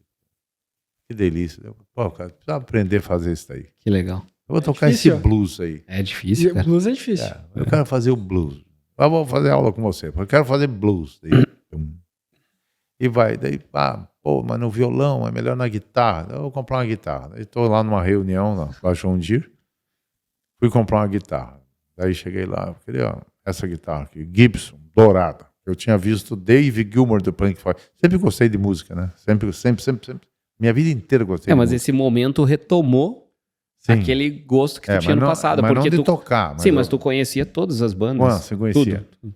Daí o cara sabe, guitarra. O cara, não tem uma Gibson Golden Top, que chama. Golden Top, né? O top é a parte assim. Eu tenho uma Epiphone. Eu falei, Epiphone? É amarela, é quase igual. Eu falei, vou comprar isso aí. É pro meu filho, sabe? Pro meu filho, teu filho. Daí comprei a guitarra, encaixei, eu tô saindo. Falei, eu tô chato falar que é meu filho. Vou voltar lá para dizer pro cara. Na verdade, eu falei que é pro meu filho, é para mim. O senhor acha que em algum momento um filho deixa o pai vir comprar uma guitarra? O senhor entrou ali, nós já sabíamos que era uma guitarra pro senhor, pô. Eu falei, pai. Comecei com essa guitarra, daí comecei a fazer aula, daí fiz aula 12 anos com uma guitarrista que virou minha amiga em São Paulo. Ela, a irmã dela, são amigos. Ela é profissional, essa menina. Profissional. Como era o nome dela? Tatiana Pará. Tatiana Pará, ela tem o CD dela. Por quantos anos tu fez a aula? 12. 12 anos. Levou completamente a sério. Nossa, cara, sério. Mas você sabe que a Tatiana, a Tati é testemunha. Eu inventei as aulas online no Brasil. Isso é verdade. Sabe com o quê? Imagina. Com MSN. Faz ideia de fazer que não tinha imagem no MSN. Sim. Eu inventei aula com o MSN. Como? Eu dizia, eu vou gravar, eu vou mandar para você. Ela falou, mas meu, ela era guitarrista. Meu, isso não vai funcionar. Eu dizia, vai funcionar, eu quero fazer aula contigo. E por uns 3 meses, era via MSN, como se fosse via Xerox. Então grava aí, manda pra mim. Mas não é tão antigo. Skype, não era Skype? Skype veio depois, que o Skype já dava para vir o vídeo. É verdade. Depois lançaram o Skype, em cima do MSN. Sim, é verdade. Terminaram com o MSN. Acabaram. Daí veio o Skype. Daí eu comecei a fazer Skype com ela. Daí fazia 2 vezes por semana. Ensinou todas as escalas, todas as notas. Comecei a brincar com os amigos e daí comecei a gostar de comprar guitarra e fazer uma coleção. Daí outros amigos meus, mas um ano tinha uns amigos que viajavam bastante para os Estados Unidos, que traziam guitarra, né? Nem vou contar essas histórias. Mas eu tenho os amigos que me instruíam, o ano tal, da guitarra tal. Daí eu fui estudando, comecei a estudar, comecei a comprar guitarras, tenho lá umas 14, 15 guitarras. E todas especiais, assim, guitarras bem bacanas. Comprei uma bateria, agora tenho que vender a bateria, não cabe. Mas, amplificador, eu lembro uma vez numa das viagens. Eu tenho vários. Eu tenho um amplificador da década de 70, 80, uma vez numa viagem que a gente fez para Nova York. Nós fomos no show do U2, Lynyrd Skynyrd, Aerosmith, não era do Aerosmith, era do Steve Tyler, né? Era a maravilhosa banda. O vocalista do Aerosmith tem uma banda só de mulheres, né? Era só mulheres. E nós fomos, sei lá, no interior de Nova York, atrás. O Diego Correr estava com a gente, popularmente conhecido como Perigoso. E a gente foi e daí nessa viagem a gente estava com um amplificador, Edu, e a gente foi na casa de um cara que ele só consertava amplificador de fala uns nomes aí. Famosos, Dave Gilmour. Jack Johnson. Imagina essa história que chegamos na casa do cara tinha uma Ferrari, ele fazia o próprio café no Havaí, uns negócios muito doidos. É um cara legal. Não, e ele criou, o George Alexandro, o nome dele. Ele tem o amplificador dele, então, grandes bluseiros. O Dave Gilmour, no último show que fez na Inglaterra, estava lá, Alessandro, o amplificador dele, Joe Bonamassa, Tedeschi Trucks Band, todo o Derek Trucks, o maior slide do mundo, só usa amplificadores desse Alessandro. Fomos lá, descobrimos a casa dele. Cara, chegamos na casa do cara, foi muito engraçado. Lá no interior de Nova York. Todo músico nos recebeu super bem. E tal. Foto dos caras, B.B. King teve na casa dele, Eric Clapton teve na casa dele. É como aquele americano, é uma casa simples por fora, Sim. mas tem tudo. Pô, o cara que tem de guitarras raras. Tu não trocou um amplificador Eu com ele? troquei, tenho até Na hoje. hora, Na hora. exato. Nós na hora lá conversando, ele... E esse amplificador aqui? Ah, não sei, eu tenho esse. Nossa, você tem esse? Eles trocaram, cara. Foi um maior rolê pra gente conseguir fazer aquele... O cara pegou... Eu levei o amplificador para ele consertar, eu levei 2 amplificadores. Um que eu comprei errado lá, um velho, que é uma desgraça. Ele falou, pô, esse amplificador só serve para museu, cara. Para música é um chiado. Eu falei, pois é, eu queria que ele mudasse o chiado. Eu falei, mas... E um outro que eu levei, bem legal, bem bacana, um amplificador maravilhoso, né? Levei para ele para consertar e tal. Daí ele falou, cara, esse amplificador é 67. Ele falou, não, esse é 71, 71. E de 69 para cima são bons, mas de 69 para baixo, que são os top. Pô, o cara me vendeu como 67. Me vendeu mesmo em São Paulo como 67, uma loja famosa de São Paulo. Não, esse é 71. O 67 tem isso aqui, tá. Eu tenho um 66. Falei, poxa vida, mas por quanto você vai me vender esse 66? Eu vou te vender por $1.000. Falei, pô, mas esse outro cara me enganou, eu paguei uns $4.000 nele. Eu falei, você tá louco? Não vale isso aí, pô. Esse top é $1.000. Os números eu tô... Não Sim, mas... Daí esse amigo que tava comigo, é daqui de Rondonópolis, músico ele maravilhoso. Me chamou, ele... Empresário, o cara é fantástico. Eu pago o que você pagou, Júlio. Mas você não vê o que ele tá falando aí, que não vale isso. Não, mas eu pago. Acabei comprando o amplificador do Luciano cara. Moraes, né? É. Um abraço. É um amigão da gente, muito. Esse entende de música, bastante. É um empresário de muito sucesso aqui na cidade. Então essa foi a história dele. Daí eu comecei nessa questão da música, dos amplificadores, de tocando. Eu não tenho talento mesmo. Não tenho. Tem sim. Não tenho talento. Não tenho mesmo, não é... Mas eu sou esforçado, eu sou estudioso. Então você pega um músico desses que tocam, volta e meia eu toco junto, esse Luciano mesmo. Você pega uma música aqui, toca aí uma música. Tira do ouvido. Tira aqui, tira a música. Eu, quando eu fui participar de alguns festivais de música, que eles me convidaram, por gratidão, por amizade, não por talento, nem por capacidade. Então eles vão fazer um show, dizendo, não, vamos chamar aqui um grande empresário, amigo nosso, para tocar uma música. Então, eu entrava uma participação. Eu ficava em casa de 30 a 60 dias para tirar aquela música que eles tiram com 5 minutos. Sim. Que loucura, né? Eu tive uma experiência com música também. Eu toquei gaita por 3 anos, eu fiz curso de gaita, depois eu fui pro violão, e o violão fui meio sozinho para aprender. E daí, o que me impulsionou a aprender o violão, porque nós tínhamos um conjunto lá em Giruá de música nativista, né? Gaúcha. Daí nós tocava, tinha festa no CTG, nós abria o show tocando música. E aí eu entrei na música mais ou menos dessa forma. O que aconteceu com a gaita? Eu tenho um amigo, ele é músico profissional hoje, mas aquela vez na adolescência, ele era esse cara.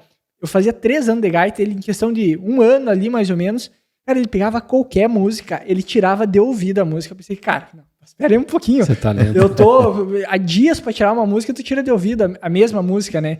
Então, realmente tem gente que tem muito talento pra... Só que dá pra aprender, todo mundo acho que consegue aprender, digamos assim, né? E é muito bom porque é uma concentração, como tu falou, passa 1 hora, 2 horas, tu tá concentrado ali e o tempo passa diferente. E essa concentração dizem que é bom para o desenvolvimento, para raciocínio, para várias outras coisas. Porque a música ela tem uma complexidade que muitas vezes ela não é tão valorizada para quem não conhece música. E por quem tu falou que gostava já de ouvir, pela complexidade das músicas, quando tu começou a aprender, talvez tu começou a dar mais valor ainda para aquilo que os caras já tocavam, porque tu começou a entender a complexidade que é para tocar, né? Sim. E hoje o que tu toca de música? Eu gosto bastante do blues, né, e de rock pop rock, essas bandas conhecidas, né, mas eu gosto realmente mais do blues. Eu gosto do blues. Daí eu acabei tocando mais blues. Sim. Mas hoje tu tira música ou tu faz mais as tuas, digamos assim? Porque o blues ele tem uma questão às vezes de improviso também, né? Eu tiro, daí eu passei a O improviso, daí você pega ali que nem tem as escalas maior, menor, então você vai para a escala menor e faz o improviso no blues mais, né? Na escala menor.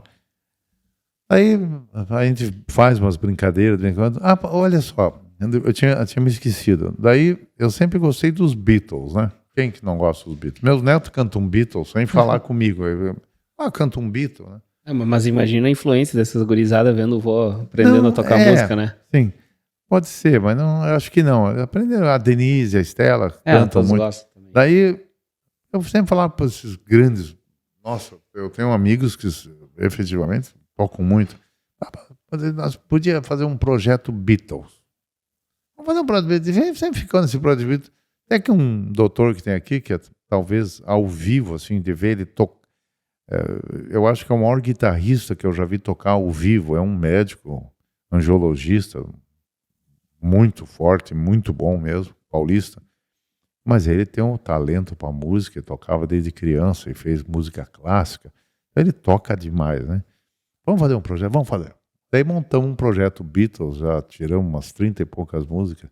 Isso está sendo uma brincadeira gostosa que nós temos feito. Daí a gente pega um sábado, um domingo, o dia que todo mundo pode, né? Porque tem pessoas de todas as áreas ali. Tocar com mais gente é diferente de tocar sozinho.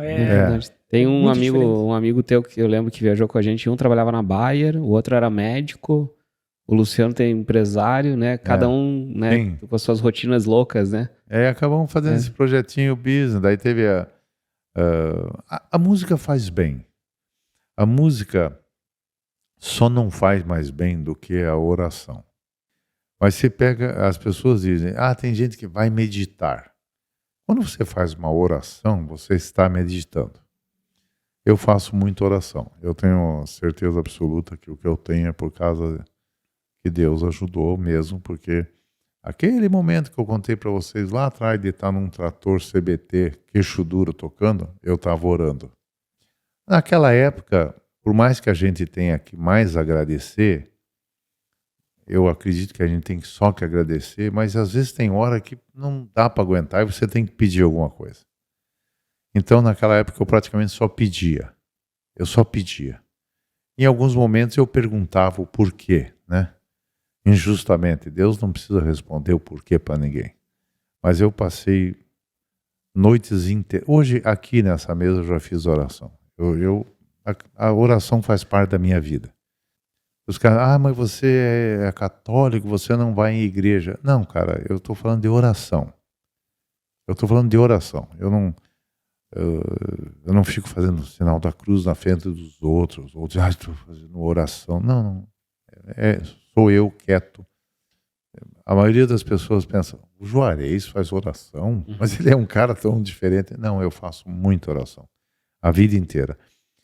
Muita certeza, absoluta certeza, que o que eu tenho e o tamanho que eu cheguei é por causa das orações. Eu acho que Deus começou a me ajudar quando eu precisava. Nossa, qualquer coisa pequena me ajudaria. E puxa vida, Ele continuou. Hoje, quando eu peço alguma coisa para Deus, às vezes a gente escorrega e pede. Eu queria estar aqui. Mas quando eu peço alguma coisa é para os outros. E é sério isso. Às vezes, para alguém que está devendo alguma coisa na empresa, eu fico sabendo, aquele cara está em dificuldade. Eu digo, Deus, ajuda o cara. Mas não para ele me pagar. Pelo amor de Deus, Deus sabe a intenção. Deus saberia. Se você está nervoso, está ansioso, se acalme. Você está com estresse. Bom, lógico, você pode tomar um Rivotril da vida. Não sei se pode falar isso aí. Não sou médico. Mas assim, você pode tomar um remédio. Ou você pode fazer uma meditação. Eu nunca consegui fazer uma meditação na vida. Eu nunca consegui. Vou fazer um mantra. Nunca deu certo. Daí quando você faz uma oração, se você notar, o que dizem é verdade. A oração... Você pega, mentaliza. Muitas pessoas fazem com o terço. Eu não tenho esse costume. Se você pega e diz assim, vou fazer tantas orações que eu conheço, assim, tantas. Uhum. Chega um momento que você está anestesiado. Não tem pensamento que entra na tua cabeça quando você embala na oração. No começo você está pensando aquilo. Então acaba sendo uma meditação. Eu lembrei disso porque você falou da música. A música é exatamente assim. Você quer tirar aquela música, De repente, no começo você está pensando, poxa, que aconteceu aquele negócio lá? Poxa, amanhã eu tenho que ligar para fulano. No começo é assim. De repente, quando você vê, passou 2 horas, você não pensou em mais nada, só naquilo. Desconectou. Tem um documentário que é da Brasil Paralelo, que é A Primeira Arte, o nome, que ela faz uma trajetória da música e ela chega um momento que ela faz uma explicação da parte da música clássica, como tem coisa na música que eu não consigo escrever, não tem como eu botar na nota algumas expressões que dá na música e o sentimento que ela te causa. E aí a explicação é que aí entra a parte de Deus na equação, que a música ela conecta, algumas músicas se conectam com a alma, ou seja, é uma conexão com Deus através da música. Então a oração ela também tem um pouco desse papel, é tu ir para dentro, digamos assim, se concentrar, entrar em contato com Deus, e a música, dependendo da música, ela também tem esse papel, tem essa ligação. É muito bacana isso aí, muito bacana mesmo. Eu fiz uma vez um curso de tiro de fuzil e acertei. Daí eu fiz com um policial, que é de uma sessão lá, que eventualmente é um sniper e que já participou de missões. Então ele falando assim, quando você vai fazer uma missão que envolve atingir alguém, a maioria deles põe um fone, uma música relaxante, uma música clássica. Ele falou, chega um momento, quando você vai para a missão, você tira aquilo, você não está vendo nada. Uhum. E tal. E é tão interessante isso, porque nesse curso, você atira no alvo, você acerta tudo. Daí ele vai lá e põe uma figura de um bandido com uma arma na mão de uma criança. E você acertou todos no X. Pá, pá, tudo no X. Ele fala, agora ele faz um X aqui na cabeça do bandido, um papel. Você acertou 5 no X. Você mira no outro X que é na testa da pessoa. Você erra. Você fica nervoso. Um papel. Imagine esses caras que não é um papel. Né? E nem sai na televisão a quantidade de missões que eles têm. Sim. Nem pode, né? Mas ele falou, a gente usa a música clássica, acaba tudo. Tudo. Eles põem uma moeda a 300 metros e fura no meio da moeda. Pau. Legal. Então a música, a oração são coisas que ajudam muita gente. Legal. Juarez, indo pro final, né? Eu queria agradecer, né, a tua disponibilidade. Eu gostaria de agradecer você, mas em nome da empresa, por ter, obviamente, sempre acreditado no negócio AgroBravo e por ter dado toda essa oportunidade da gente desbravar o mundo junto e conhecer o mundo fabuloso da agricultura, mas do mundo John Deere também, que ensina o mundo inteiro a fazer negócios, né? Tem aquele livro, de quem que é o livro do John Deere Way? Você lembra o nome do autor? Foi escrito pelas diretorias da John Deere. É o jeito John Deere, né? Que é muito interessante, porque é uma das top 5 empresas do mundo, né? Então é legal participar desse ambiente. Eu queria que tu falasse, quantos anos tem a AguaSul? 35? 36. 36. Quais são os próximos 36 anos da AguaSul? O que você acha que vai acontecer? E eu acho que você pode falar se você pudesse ser um futurologista agora, pensar no futuro, os 36 anos da AguaSul, pensando na terceira geração da AguaSul, mas da agricultura junto, né? O que você acha que vai acontecer com o nosso agronegócio brasileiro ou agronegócio global? Hoje a tecnologia vai ser cada vez maior, né? A tecnologia vai sempre. Hoje nós temos clientes que colhem 90, 100 sacos por hectare.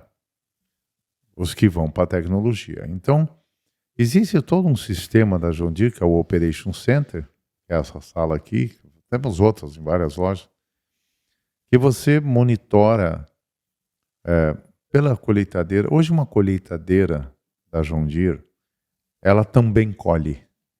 Na verdade, ela é uma fonte de dados impressionante, que ela desenha o teu terreno. Ela colhe dados. Colhe dados. Ela desenha o teu desenho, onde é que foi fraco, onde é que foi forte e tal.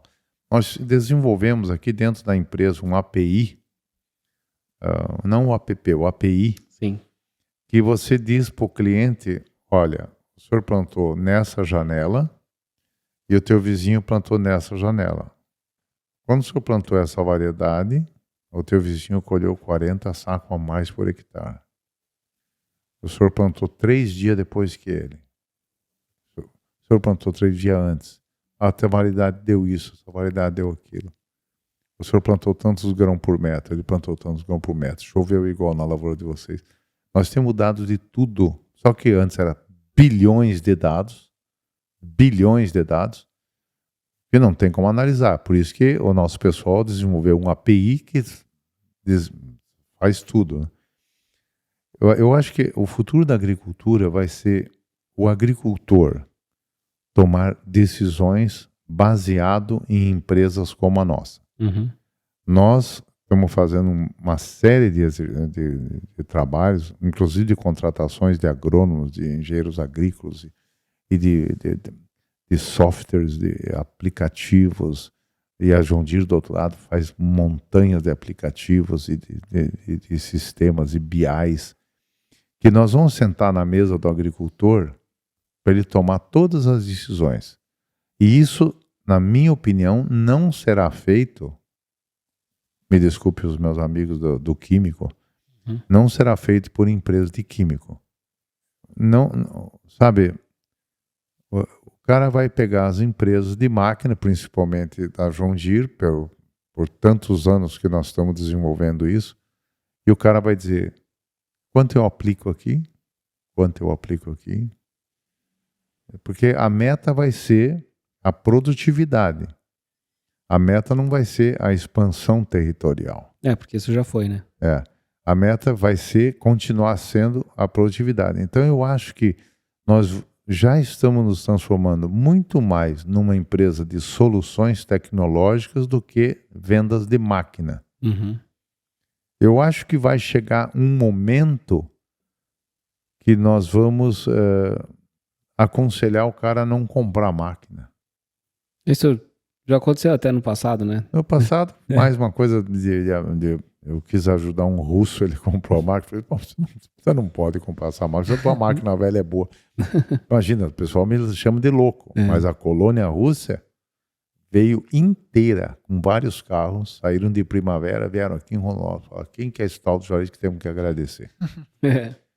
Porque eu quis ser correto e fui correto. Teve um caso do ex-presidente da John Deere que falou também em público para o pessoal não comprar máquinas. Não sei se você lembra disso. Ali foi mal. Foi mal.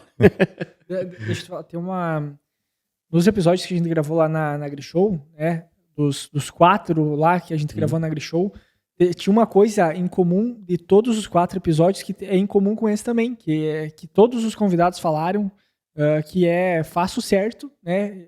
Cada um falou da sua forma, mas todos eles falaram assim, faço certo, tipo, independente que se ninguém está fazendo, vai lá e sempre faça o certo. E aqui, mais uma vez, algo que se repete, que é uma questão de valores, né? É uma cultura do agronegócio, a galera é assim, né? É um valor muito forte. Então, isso. O que eu acho do futuro vai ser isso, vai ser empresas analisando dados.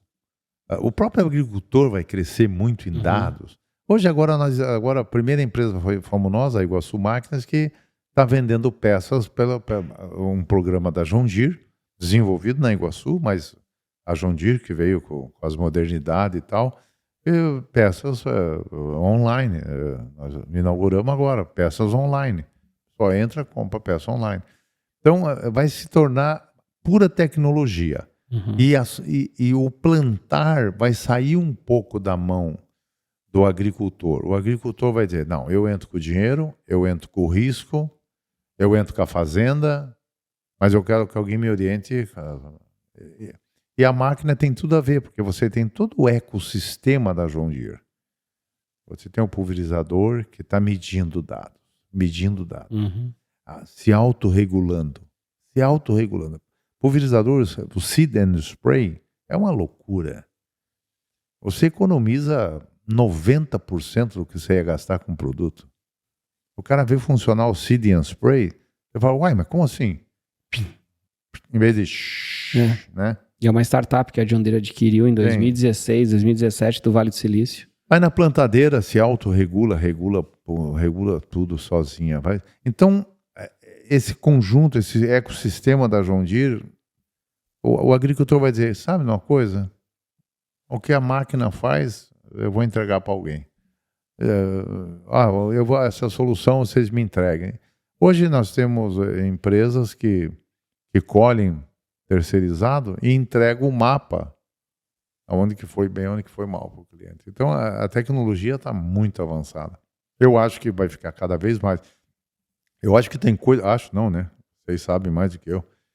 Tem coisas para sair que ninguém faz ideia que vai sair, né? É uma tecnologia. Quantos empregos que ainda serão formados através da tecnologia? Né? Sim, a tecnologia já está mudando o campo. Quando já se viu pessoas colhendo 100 sacos por hectare? Né? Bastante. Né? A gente escuta lá em Iowa média de produção de milho de 300 sacos por hectare, né? Incrível. É incrível. Incrível. Eu acho que basicamente é isso. O futuro vai ser... E a Iguaçu Máquinas vai estar lá, né? Sim, realmente a ideia que nós estamos fazendo muitas coisas são para isso. Legal.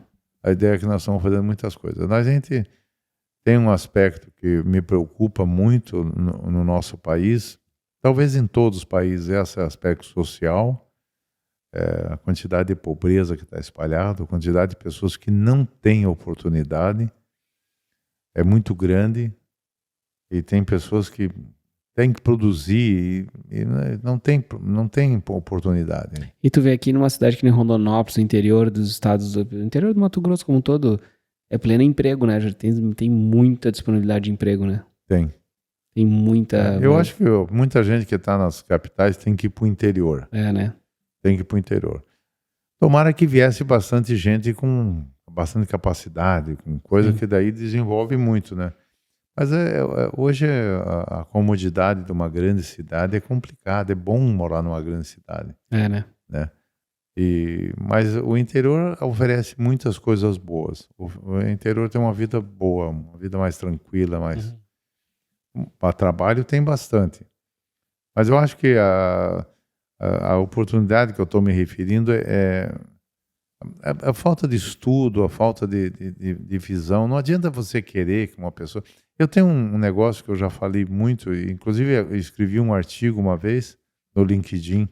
Isso é outra coisa que nós não comentamos. Você é digital influencer. Mas eu escrevi uma vez no LinkedIn sobre aquela pirâmide de Maslow. Uhum. Então, que na base da pirâmide é a sobrevivência, depois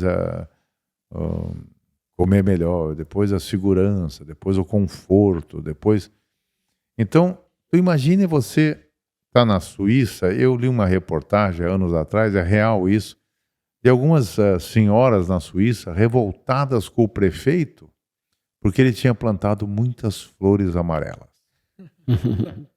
Por que ele não variou em vermelhas, azuis? Porque aqui amarela nós já tinha plantado na nossa sacada. E o prefeito pôs... Assim, a pessoa que tem toda a escala na pirâmide de Maslow resolvida vai discutir sobre flor.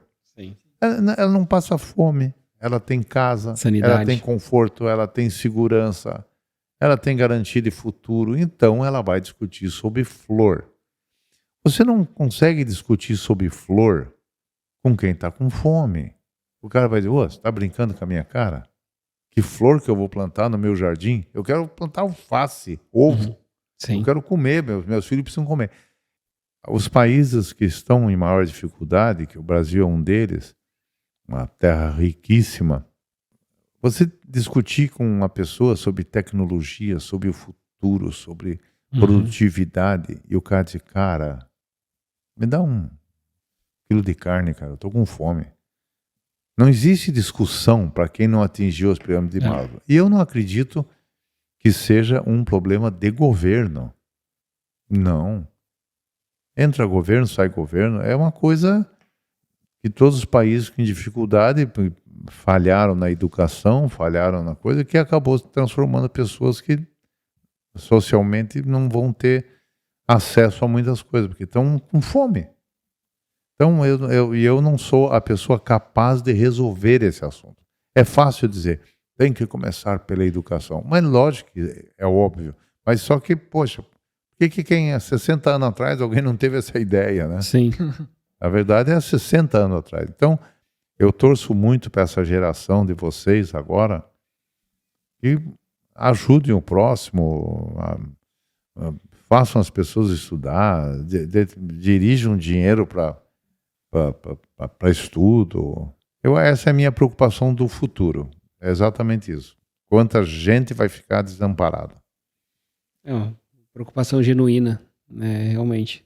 A gente viaja o mundo inteiro e, enfim, a gente participa de uma bolha no mundo inteiro, né? E a gente vê aqui essa pujança toda do estado de Mato Grosso, todos os grandes estados agrícolas, parece que não falta nada, né? A gente vai para o Paraná, tem tanta coisa boa, legal, bonita, vem aqui para Mato Grosso, um mundão que as pessoas poderiam estar morando aqui e trabalhando aqui. Mas, enfim, são desafios culturais do mundo inteiro, né? É difícil de falar. A gente lá nos Estados Unidos vivendo uma realidade totalmente diferente das quais eu vivi nos últimos 40 anos, né? Então, é difícil de pensar o que vai ser, mas ele é preocupante, né? De alguma forma. Mas também é otimista dizer que, colocando aí nesses últimos 40 anos tudo que aconteceu de evolução e tudo que vai acontecer nos próximos 40. Então, tem os dois lados da moeda de ver, né? Sim. Beleza. Boa. Juarez, agradecer tanto por ter aberto o espaço aqui para a gente estar gravando esse episódio aqui na Iguaçu Máquinas. Foi uma conversa fantástica, eu tenho certeza que tanto contribuiu para nós, quanto também vai contribuir para quem estiver ouvindo esse episódio, né? E te peço agora para que dê as palavras finais aí para o pessoal, para a gente se despedir aí desse episódio. O que eu posso falar? Agradecer vocês, a consideração que tiveram comigo. Dizer pro pessoal, o agro é fantástico. Hoje é dia do meio ambiente. Né? Não, mas o agro é fantástico, o agro hoje é empreendedor mais do que era. As pessoas têm que olhar para o agro. Muita gente vai trabalhar no agro, venha para o agro, viver no agro. É um lugar onde as pessoas são mais puras. Eu desejo realmente que o sucesso do agro no Brasil se espalhe por outros setores também, né? Se espalhe por outros setores, que as pessoas... Você vai numa fazenda, você não vê um filho de funcionário passando fome ou sem estar na escola. Como é que eu posso dizer? Não vou dizer com essa coisa gaúcha de ser o paranaense de ser, mas essa coisa se espalhou no Mato Grosso, né? Na verdade, o agro vem do sul, muito do Rio Grande, e esses valores, onde você vai numa fazenda, tem esses valores. A pessoa pode ter dificuldade, mas está dividindo o pão, está ensinando alguém e tal. Então, o Brasil devia urgentemente, no nosso país, entender o que é o agro, ensinar na escola o que é o agro, das pessoas, nós melhoraria muito o nosso Brasil. Então, o meu obrigado, meu tchau é isso, é uma convocação que as pessoas conheçam o agro verdadeiro, né? O agro verdadeiro, o agro que vocês estão inseridos, vocês são tudo agro. A vida é melhor para as pessoas humildes no agro. Uhum. Basicamente é isso aí. Obrigadão para vocês. Valeu. Parabéns pelo trabalho. Obrigado, Juarez, pela oportunidade de falar com a gente. Tomara que seja bom. Tomara que o pessoal goste de alguma coisa e aproveite alguma coisa. Boa. Não, com certeza o pessoal vai aproveitar. Agradeço também a audiência de todo o pessoal, quem acompanhou até aqui. Agradecer ao Júlio também, né, que possibilitou aí que esse episódio acontecesse também, né? Fez toda a ponta aí para que a gente estivesse participando. E vim direto dos Estados Unidos só para isso, né? Amanhã eu volto. Júlio, quer falar alguma coisa para finalizar? Não, pode. Não, então, show de bola. Então, pessoal, agradecer a atenção de todos vocês. Vai lá, acompanha nós no YouTube, no Spotify, nas redes sociais. Depois vai estar saindo cortes aí desse episódio aí para todo mundo. Então, muito obrigado e até a próxima. Tchau, tchau. Valeu.